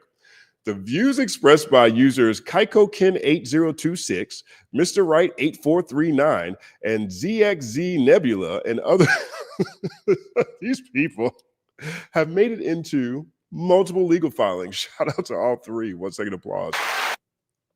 And the other YouTube and Instagram commenters quoted in the complaint do not alter the court's analysis. In a world in which billions of people are active online, support for almost any proposition, no matter how far-fetched, fantastical, or unreasonable, can be found with little effort in any number of comment sections, chat rooms, and servers. That some readers may infer a defamatory meaning from a statement does not necessarily render the inference reasonable under the circumstances. 1 second applause. The artist's 7-track rap battle was a war of words that was the subject of substantial media scrutiny and online discourse. Although the accusation that the plaintiff is a PDF is certainly a serious one, the broader context of a heated rap battle with incendiary language and offensive accusations hurled by both participants would not incline the reasonable listener to believe that Not Like Us imparts verifiable facts about the plaintiff. 1 second applause. I like where she landed. I'm happy with the assessment. I feel like she is doing a great job. Put applauses in the chat if you guys think that the judge is doing a great job. 4, image and video. To the extent that the plaintiff alleges that the image and video are independently actionable, the court holds that they too constitute opinion. The image is the album cover for Not Like Us. It thus shares the same overall context as the recording itself. The image is designed to reinforce the message of the recording, and as the court has already found, that message is protected opinion. Additionally, the image itself, with its overlay of more than a dozen S-offender markers, is obviously exaggerated and doctored. No reasonable person would view the image and believe that, in fact, law enforcement had designated 13 residents in Drake's homes as S-offenders. Right, because let's say in a parallel universe, somewhere else in a different timeline, Drake was a convicted S-offender. Let's just say that was the case. I don't think there'd be 13. I don't think there'd be 13. I think there'd probably be 1.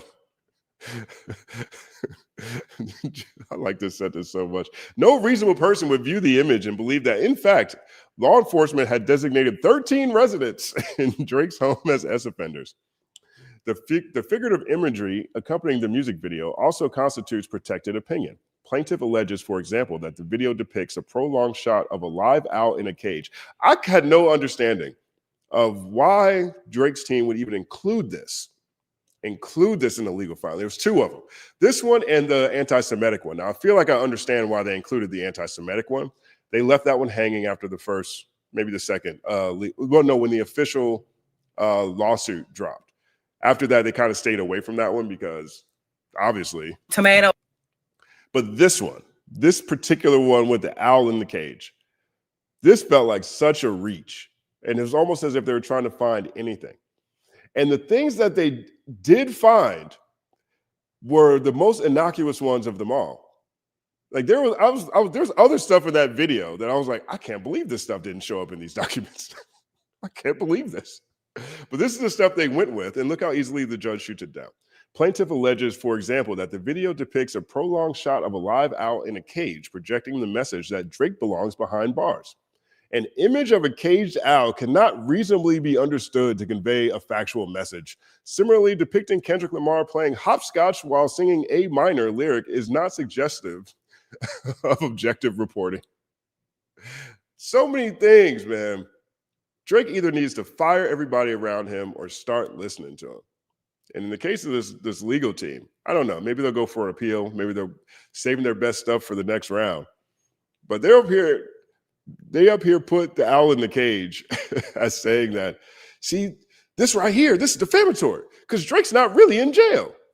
Crazy. Oops. 1 second applause. I thought that was a tomato for a second. 1 second applause to the judge. Mixed opinion. Although pure opinion cannot constitute actionable defamation, mixed opinion, which is an opinion that implies that is based on facts which justify the opinion but are unknown to those reading or hearing it, is actionable. Stein-Hilber. Mixed opinion holds the implication that the speaker knows certain facts unknown to his audience which support his opinion and are detrimental to the person about whom he is speaking. Whether statements constitute mixed opinion presents a legal question, which must be answered by considering, in the context of the entire communication and of the circumstances in which they were spoken or written, whether the average listener would reasonably understand the opinion as implying the assertion of undisclosed facts justifying the opinion. Just as the overall context of Not Like Us forecloses the argument that its lyrics can be read as factual assertions, the same context negates any implication that Lamar's lyrics are based upon undisclosed facts. Lanasa versus Stein says, holding that where statements are made in circumstances where an audience may anticipate the use of epithets, fiery rhetoric, or hyperbole, inference could not reasonably be drawn that assertions were based on undisclosed facts. In the context of this rap diss battle, no reasonable person would listen to Rock Not Like Us and assume that Lamar uniquely had access to credible, provable facts that revealed Drake to be a PDF. Yeah, 1 second applause. I'll take that one.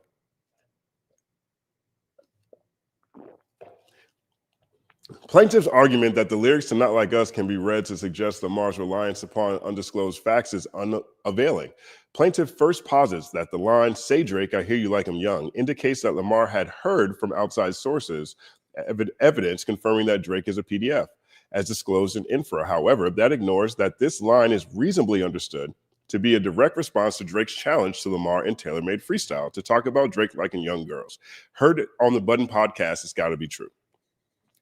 This lyric clearly prods Lamar to discuss pre-existing rumors that Drake's interest in minors. Lamar's responsive lyrics are thus akin to the accusation of PDF in Terrain that the Second Circuit concluded constituted pure opinion. Therefore, the Second Circuit concluded that a reasonable person would understand, based on the context, that the defendant disc jockey was using the term PDF in response to directly pertinent comments made by plaintiff during their war of words, and was not relying upon undisclosed facts. Real quick on this, that's another thing too. Like sometimes, you know how you watch a movie or you're watching a breakdown. Like I did this breakdown last weekend. It was on Cardi B and on Bone Thugs and Harmony.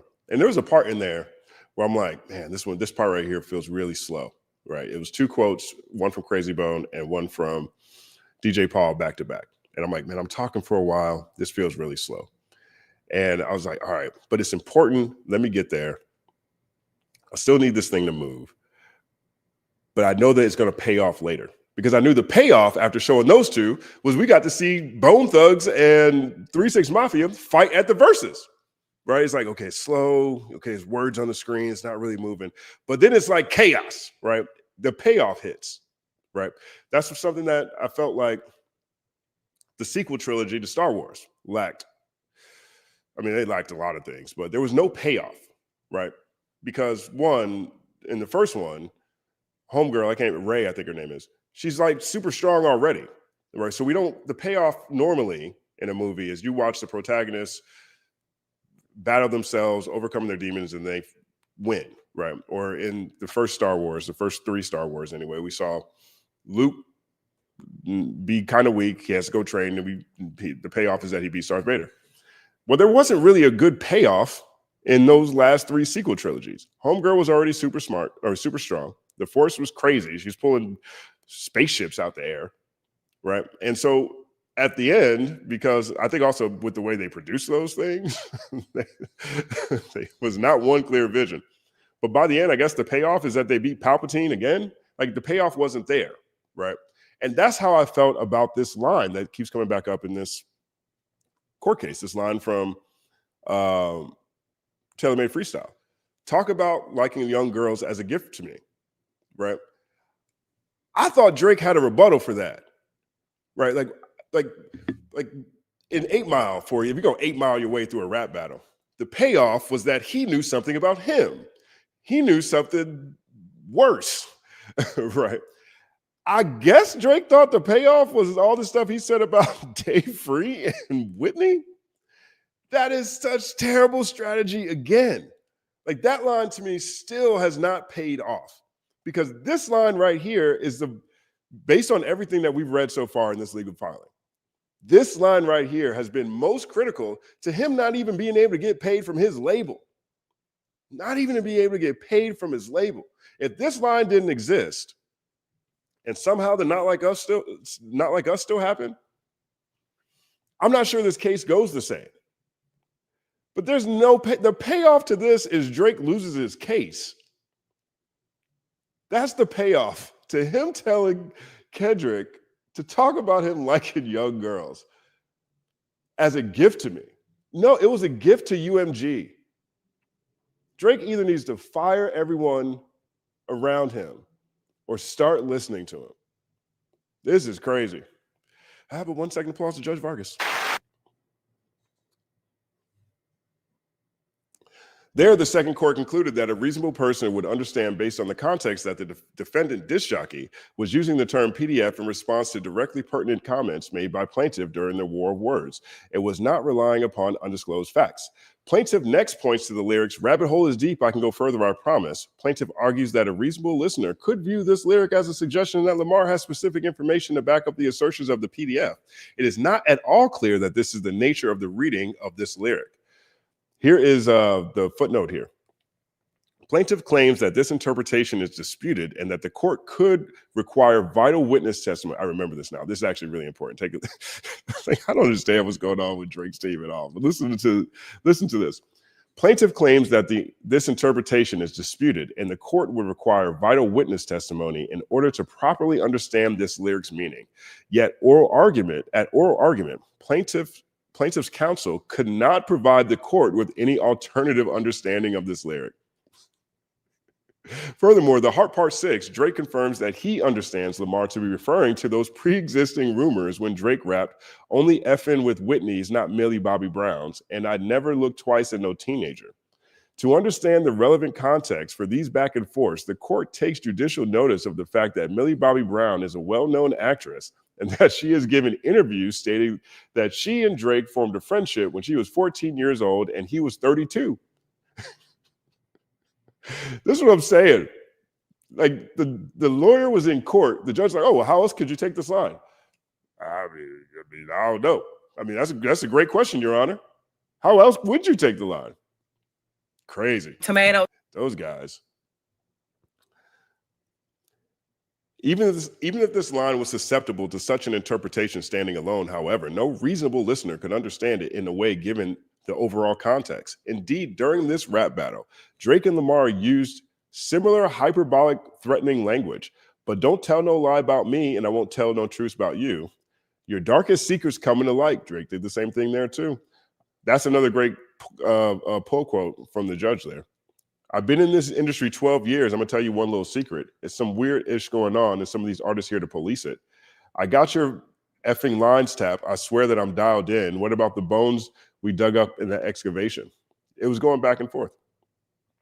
This kind of posturing in a rap diss track does not make such lines more likely to be understood by the ordinary listener to be anything but pure opinion. 1 second applause. All right, we got a couple pages left. Let me check some of these super chats real fast. Shout out to Om Shorty. Canadian here. "Having the Hells Angels backing you is not a good look. Hells Angels in Canada is equivalent to the Proud Boys in the US. Also, Drake was born with money and health care." 1 second applause. That's one thing that is kind of funny about listening to people in other countries talk about how violent they are. Like, I'm not saying that people in Canada can't be violent. I'm not saying people in the UK can't be violent. A lot of people are very upset at me about my coverage of the UK versus US rap battle between who was that? Jordan Lucas and Skepta. But I'm not saying it can't be violent in these other places. I'm just saying after these people get shot, they can go to the doctor. That is a big difference. And I'm glad Om Shorty pointed this out, because I talked about this last summer. I talked about this. I alluded to it in Shakespeare and Shakedown. I talked about this in multiple pieces. This red pilling of hip hop and some of the additional forces that have influence and are putting a lot of money in the space. And I had a lot of people try to tell me that the Hells Angels in Canada were something other than they were. And so here comes Om Shorty saying, "Having the Hells Angels backing you is not a good look. Hells Angels in Canada is the equivalent to the Proud Boys in the US." Iceman, 1 second applause. Thank you, Om Shorty. Let's see what we got here. Elo Taman says, "Finally caught you live. Much love from Cali." Much love to you too, Elo Taman. 1 second applause. Who's this? Kill Thomas. Kill Thomas. You might get sued for having that. Hey, man. He told me to do it on Tailor-Made Freestyle. No. "Ain't no sympathy here. This shit's hilarious." Hey, for real. 1 second applause. That's a great quote. Super sticker. "Let's go." Appreciate you. 1 second applause.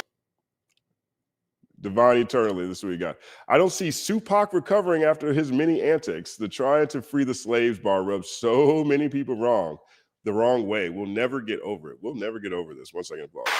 Man, I'll come back to more of those in a second. Let's get through the rest of this document.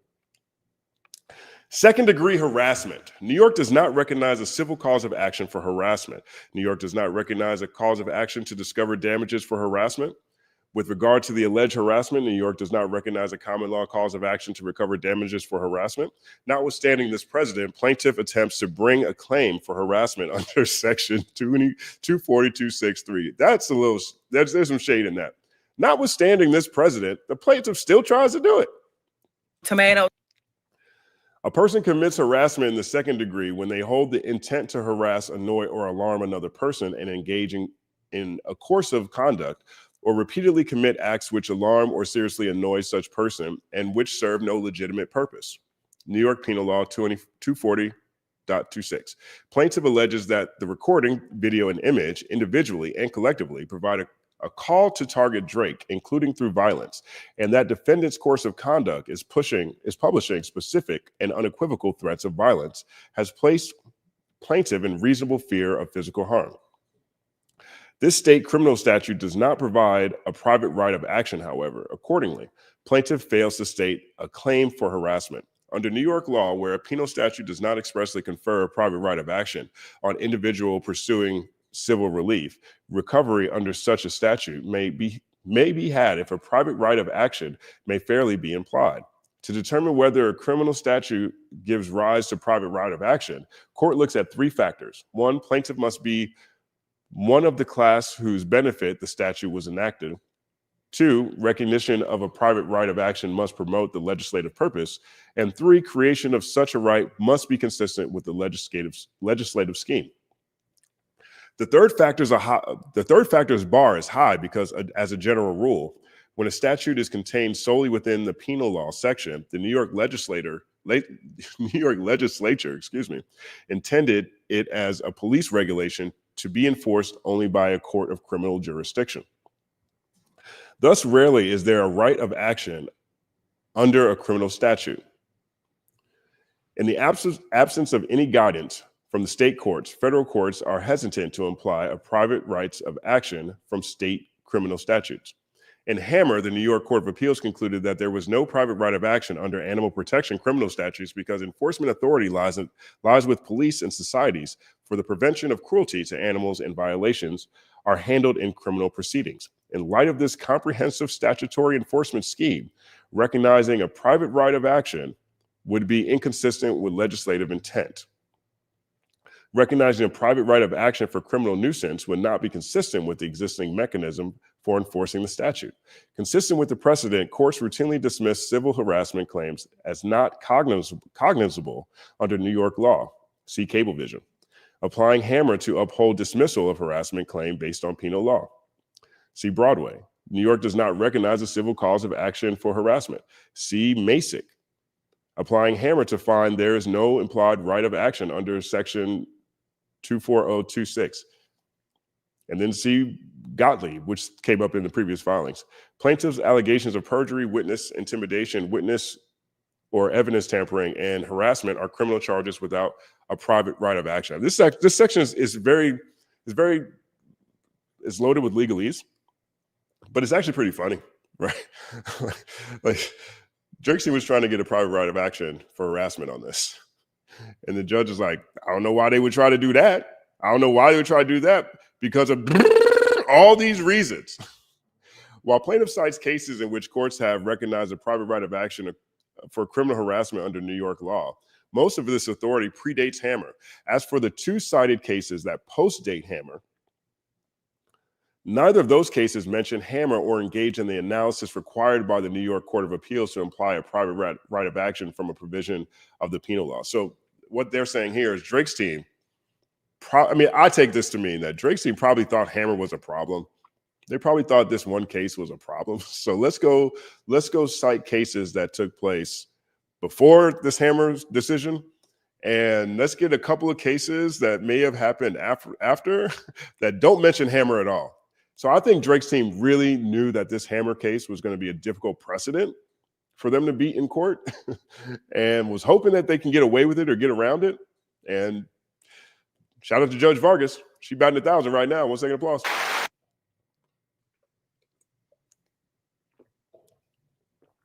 There is nothing to distinguish criminal harassment from other provisions of New York Criminal Code for which there is no implied private right of action. The New York legislature conferred authority to enforce the criminal harassment statute upon local law enforcement. We have therefore declined to recognize a private right of action in instances where the legislature,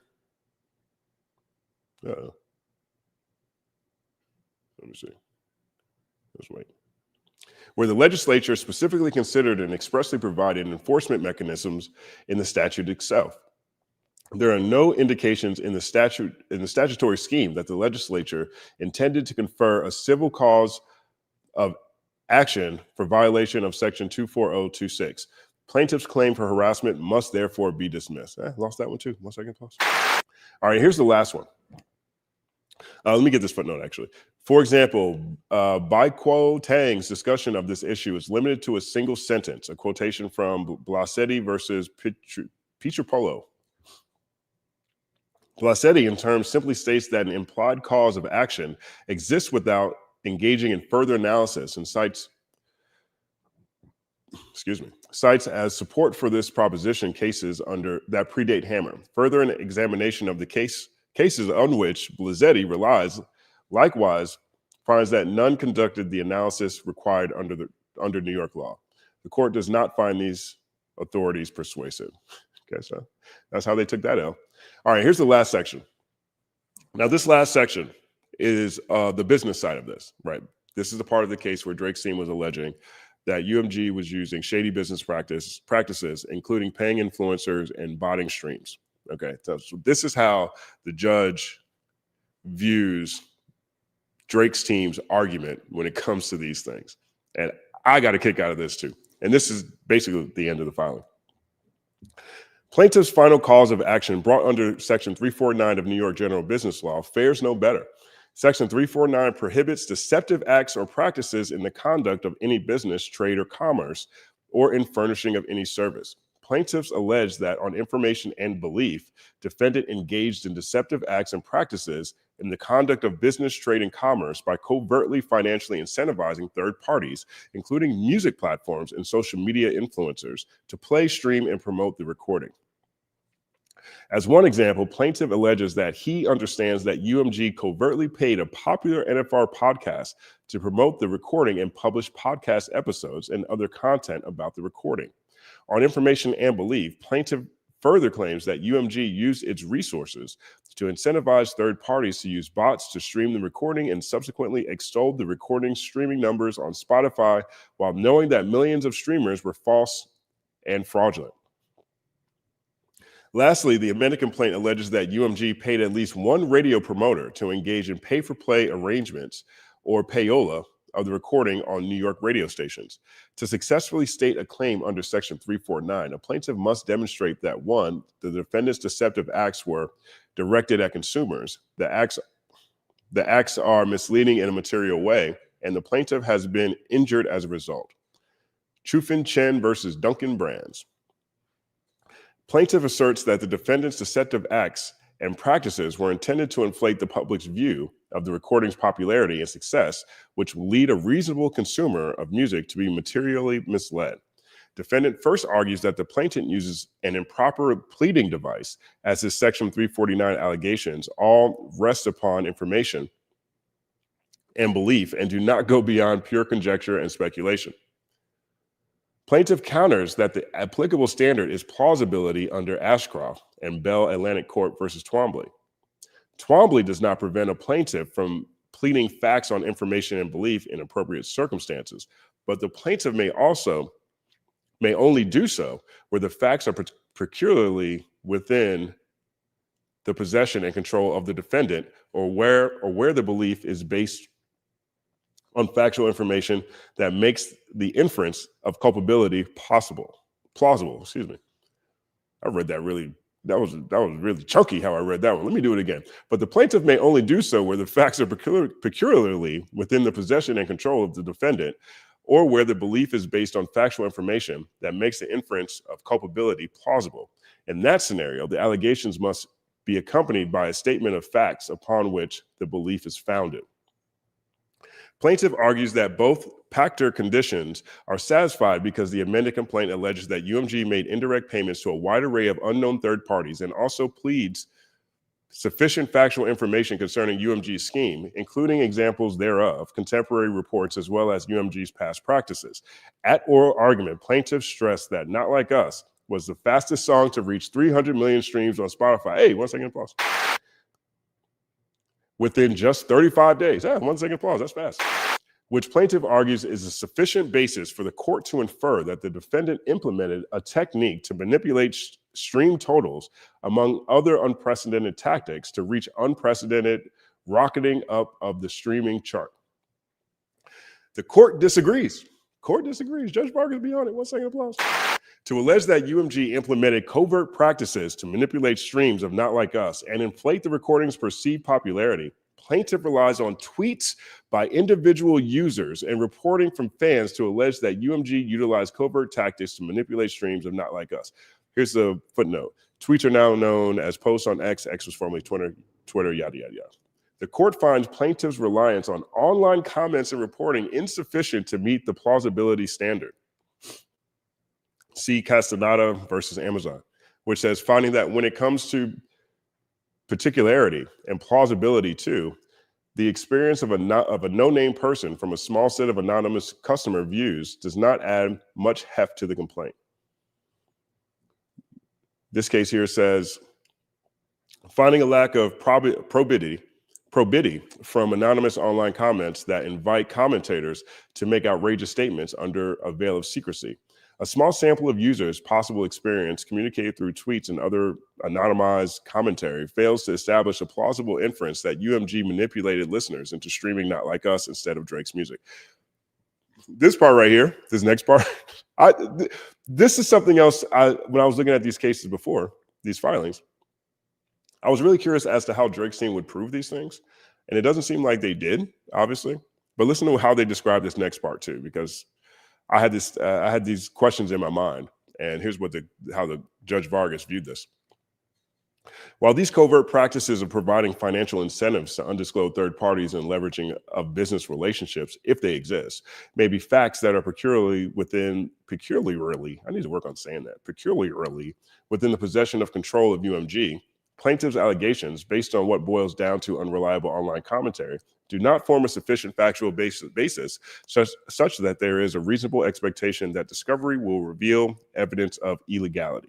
Ultimately, plaintiffs fails to provide any facts or circumstances that would make it highly plausible that UMG conducted such covert business tactics. They spend a lot of time talking about on information and belief, and they never provided the information. But check this out. This is the part I was referring to. Even if the court accepted plaintiff's pleadings on information and belief, plaintiff still has not stated a claim for relief under Section 349. Plaintiff has not sufficiently alleged deceptive practices that are consumer-oriented. Consumer-oriented. I'm going to come back to this, but keep listening. Under New York law, the term consumer is consistently associated with an individual or natural person who purchases goods, services, or proprietary or property primarily for personal, family, or household purposes. A defendant engages in consumer-oriented activity if the company's actions cause any consumer injury or harm to the public interest. While Section 349 does not preclude an action brought by one business competitor against another, it is at its core a consumer protection device. The amended complaint does not indicate how any of the deceptive practices allegedly utilized by UMG harmed consumers. Here's why that was a question to me, right? Because one of the things that they pointed out was, if you ask, one of these platforms to play, Certified Lover Boy, they would play Not Like Us. Well, is the consumer harmed in that when that happens? There's all kinds of things that I say to Siri, and she don't be listening to me at all. She be just doing whatever she want to do.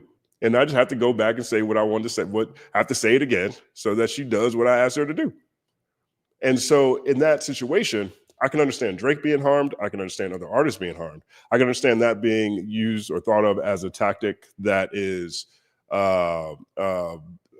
boosting the popularity of Not Like Us. But I didn't understand how the consumer was harmed, because if the consumer still wanted to listen to the Drake song, they can just go, that's not what I want to hear. I want to hear this other song, right? And so in my mind, I had that question for a while. I wasn't sure how the judge would look at that. And the judge sits here and says straight up, she says, the amended complaint does not indicate how any of the deceptive practices allegedly utilized by UMG harmed consumers.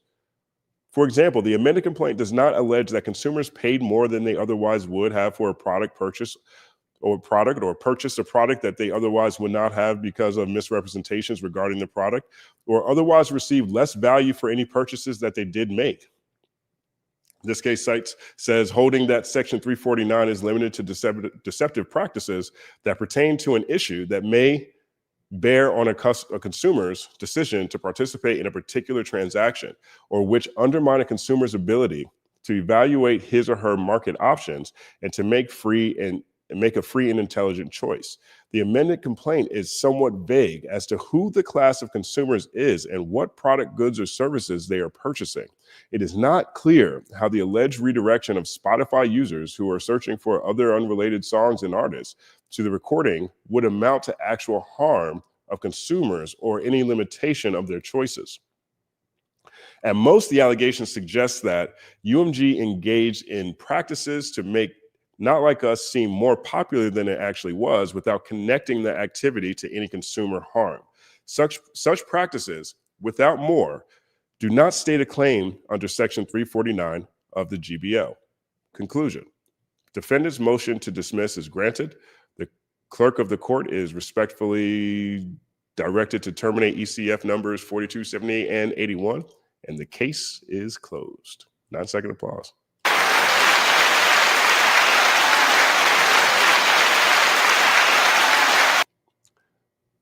Man, that's crazy. Let me know what you guys think about that particular point. Like, did you look at that and say, oh yeah, the consumer was actually harmed because of this idea that other people were getting the wrong song? Because I didn't look at that way at all. Let me know in the comment section. Let's see what you guys are saying over here. Chauffeur, shout out to Chauffeur. 1 second applause to Chauffeur up front. Hey, Justin, mediocrity still won, especially with AI using the last 15 years. Yeah, well, I mean, all we can do is fight the good fight. All we can do is be the example that we want to see in the world. And that goes down to all of our choices. You know, that's all of our choices on where we want to spend our money, what we want to listen to, what artists we want to support, what movements or cause we join, how we want to spend our time, how we want to help make the world better. You know, we can say mediocrity still won, but that doesn't necessarily mean that mediocrity is always going to win. 1 second applause to you, Chauffeur. We got here. Shout out to you, Double L, LL. 1 second applause. Thank you. What's this say? My man John Hinge just came to say salute, my guy. Yo, John Hinge is so dope. If you guys really want to see some great conversations, some great analysis from a human level when it comes to music, when it comes to the only thing I don't like about John Hinge is he's an Alabama fan. That's the only thing. But he is a brilliant mind when it comes to just things that are happening culturally. And I'm an avid watcher of his channel. It's John Hinge, so you can see him here, I guess. But give him a follow. He's definitely worth it, man. Thank you for stopping by. Big salute to you, too. 1 second applause. Matt Hemming, what you got, Matt? In these unprecedented times, this ruling sets an important precedent for free speech in art in the U.S. right now. Use it or lose it, America. Yeah, that's true. 1 second applause. Well said. Charles Brown, my man Charles Brown, big fan of his content too. Make sure you follow Charles Brown. Charles be up on the news. Like he's him and Wayno to me right now are the most consistent in the space. Like incredibly, incredibly consistent. And he has a range of different topics he covers, most of them within the hip hop and the music space. Incisive commentary. One of my go-tos every day on my news wrap up to see what's happening in the world. Thank you for coming by, my man Charles Brown. 1 second applause. Charles Brown. That's always say it in my head because that's how it's spelled. Charles Brown. I love that. Ryan Keels. How do you think this case will look like once time has passed when it is a part of hip hop history? I think it gets worse every year. I think the only thing that could potentially change the narrative around this is if Drake decides to appeal and wins that appeal, or goes to the Supreme Court, he wins there. If he continues down this path and continues to take L's, this is going to be one of the most near misses that we've ever seen. Right? If this case wins, it's an attack on free speech. It's an attack on artistic integrity. It's a direct attack on hip hop. And regardless of this situation, right? I would not be surprised if there are different A&Rs or different labels who take a different approach when it comes to diss tracks in the future and going forward. I would not be surprised if this already has an impact.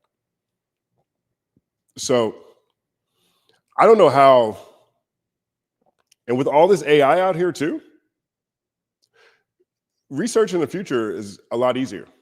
It's a lot easier now than it was when I started my career. Before, you had Google, for example, but you still had to go through Google.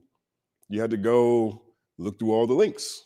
You had to know your Google tricks to get the information that you wanted.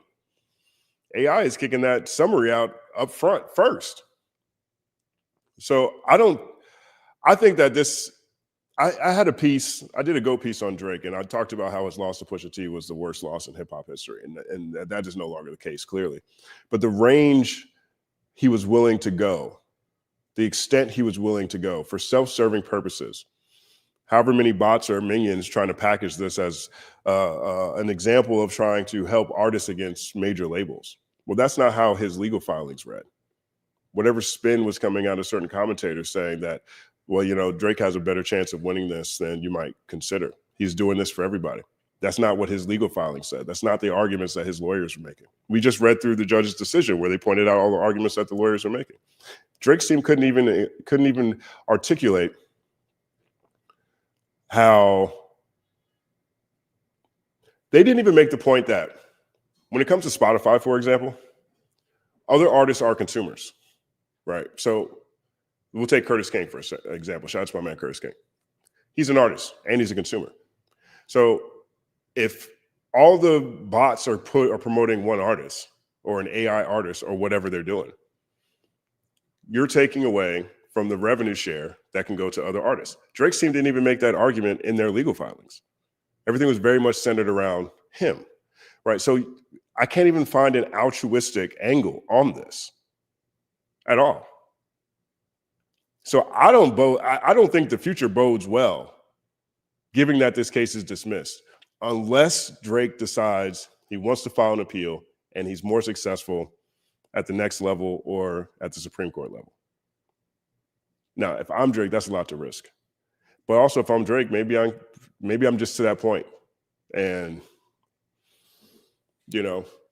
I'm getting a kick out of there's something fatalistic that I see about my career and reputation, that it doesn't really matter, because clearly this is a selfish money play from a Canadian former kids television star who has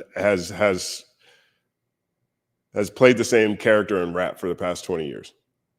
I think this is one of the few examples where we really get to see who he is as a person. I've always been critical of Drake's inability to talk about anything other than him. And I've had a lot of people tell me I don't know him and I shouldn't make these kind of judgments, and all that's fine.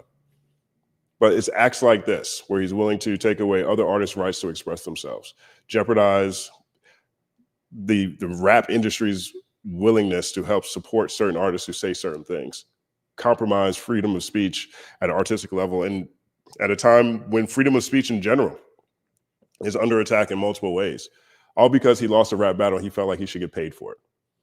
Like, I don't think that bodes well for the future of whatever Aubrey Drake Graham's reputation might be. So that's my thoughts on that, Ryan. Appreciate that, though. 1 second applause.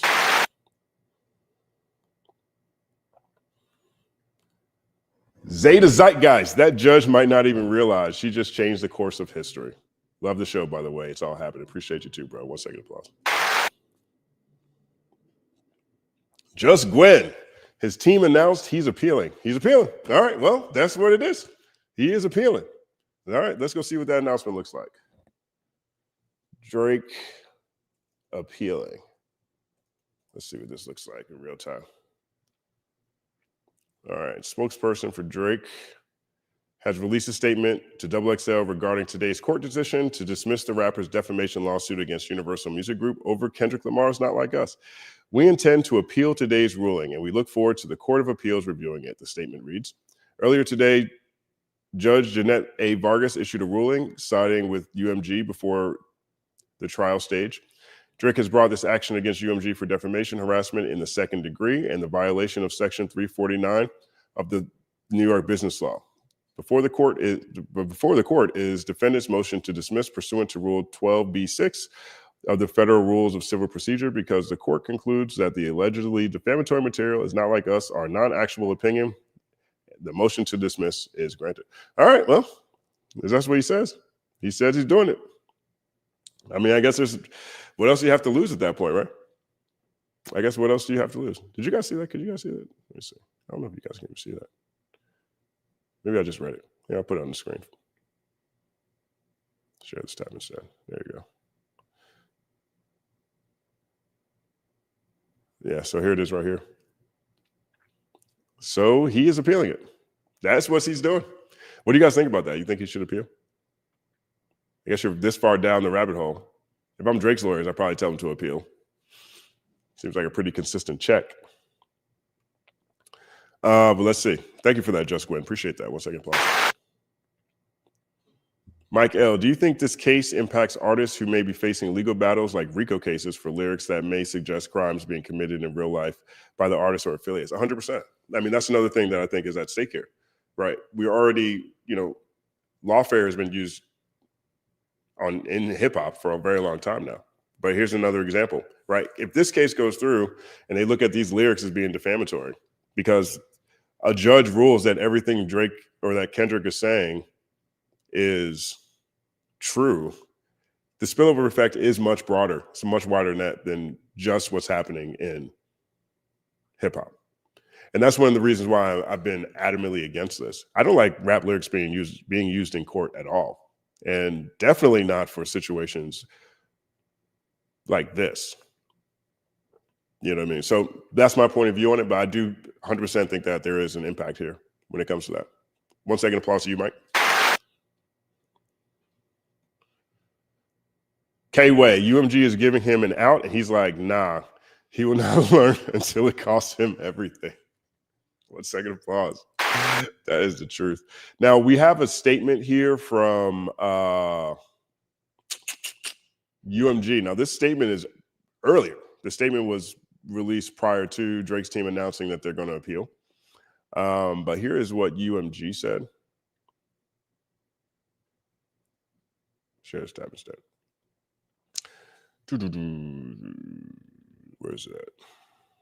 UMG says, in a statement to Billboard, a spokesman from UMG said, from the outset, this suit was an affront to all artists and their creative expression and never should have seen light of day. We're pleased with the court's dismissal and look forward to continuing to our work successfully promoting Drake's music and investing in his career. That is a bit petty there, but so that is what they said. So here we are. I mean, this is what's happening with Drake's case. He is out here. About to appeal. I guess why not? What do you guys think about this? Hold on, we got another one. Shout out to Kelly Nicole. 1 second applause to Kelly Nicole. What do you guys think about this? Let me go see what the rest of the chat is saying. Let's see. K-Way, let's see. UMG is such a horrible organization. Wish he had sued them without the Kendrick element. That's another thing. That is another thing. There's so many people who realize, wait a minute, I am rooting for the empire. I'm not supposed to be rooting for the galactic empire. This is one of those situations that's just a bit outside of what so many of us ever expected we'd ever see. Let me know what you guys think about all of this. You guys have any questions or anything else? Because I feel like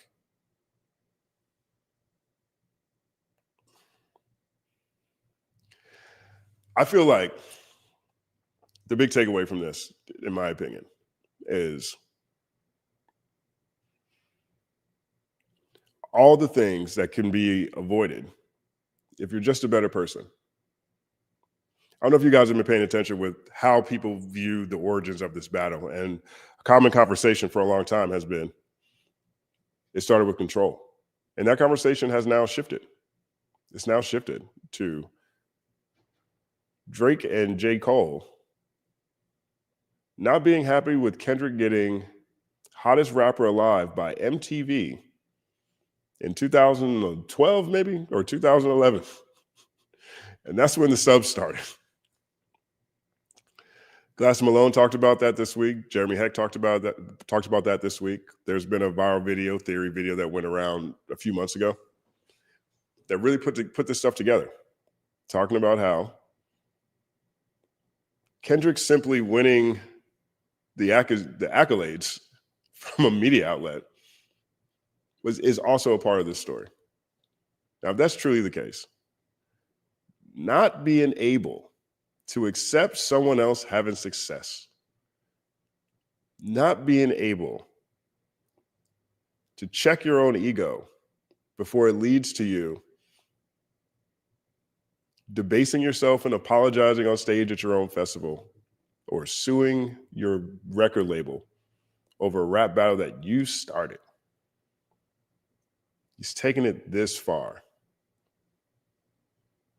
That's the lasting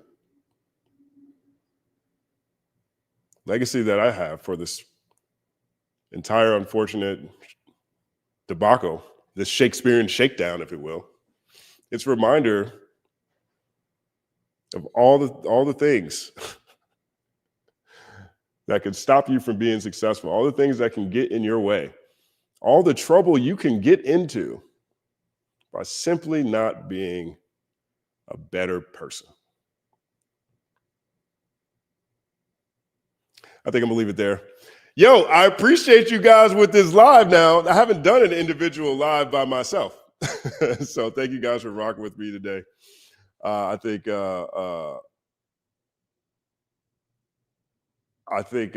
Brittany says it all. It's all happening. 9-second applause.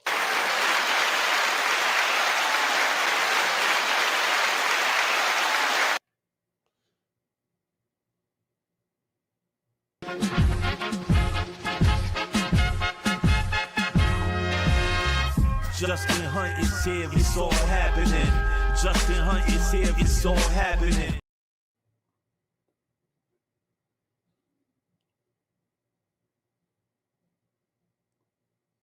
Culture united, our culture united, our culture united, our culture united, connecting all over the world.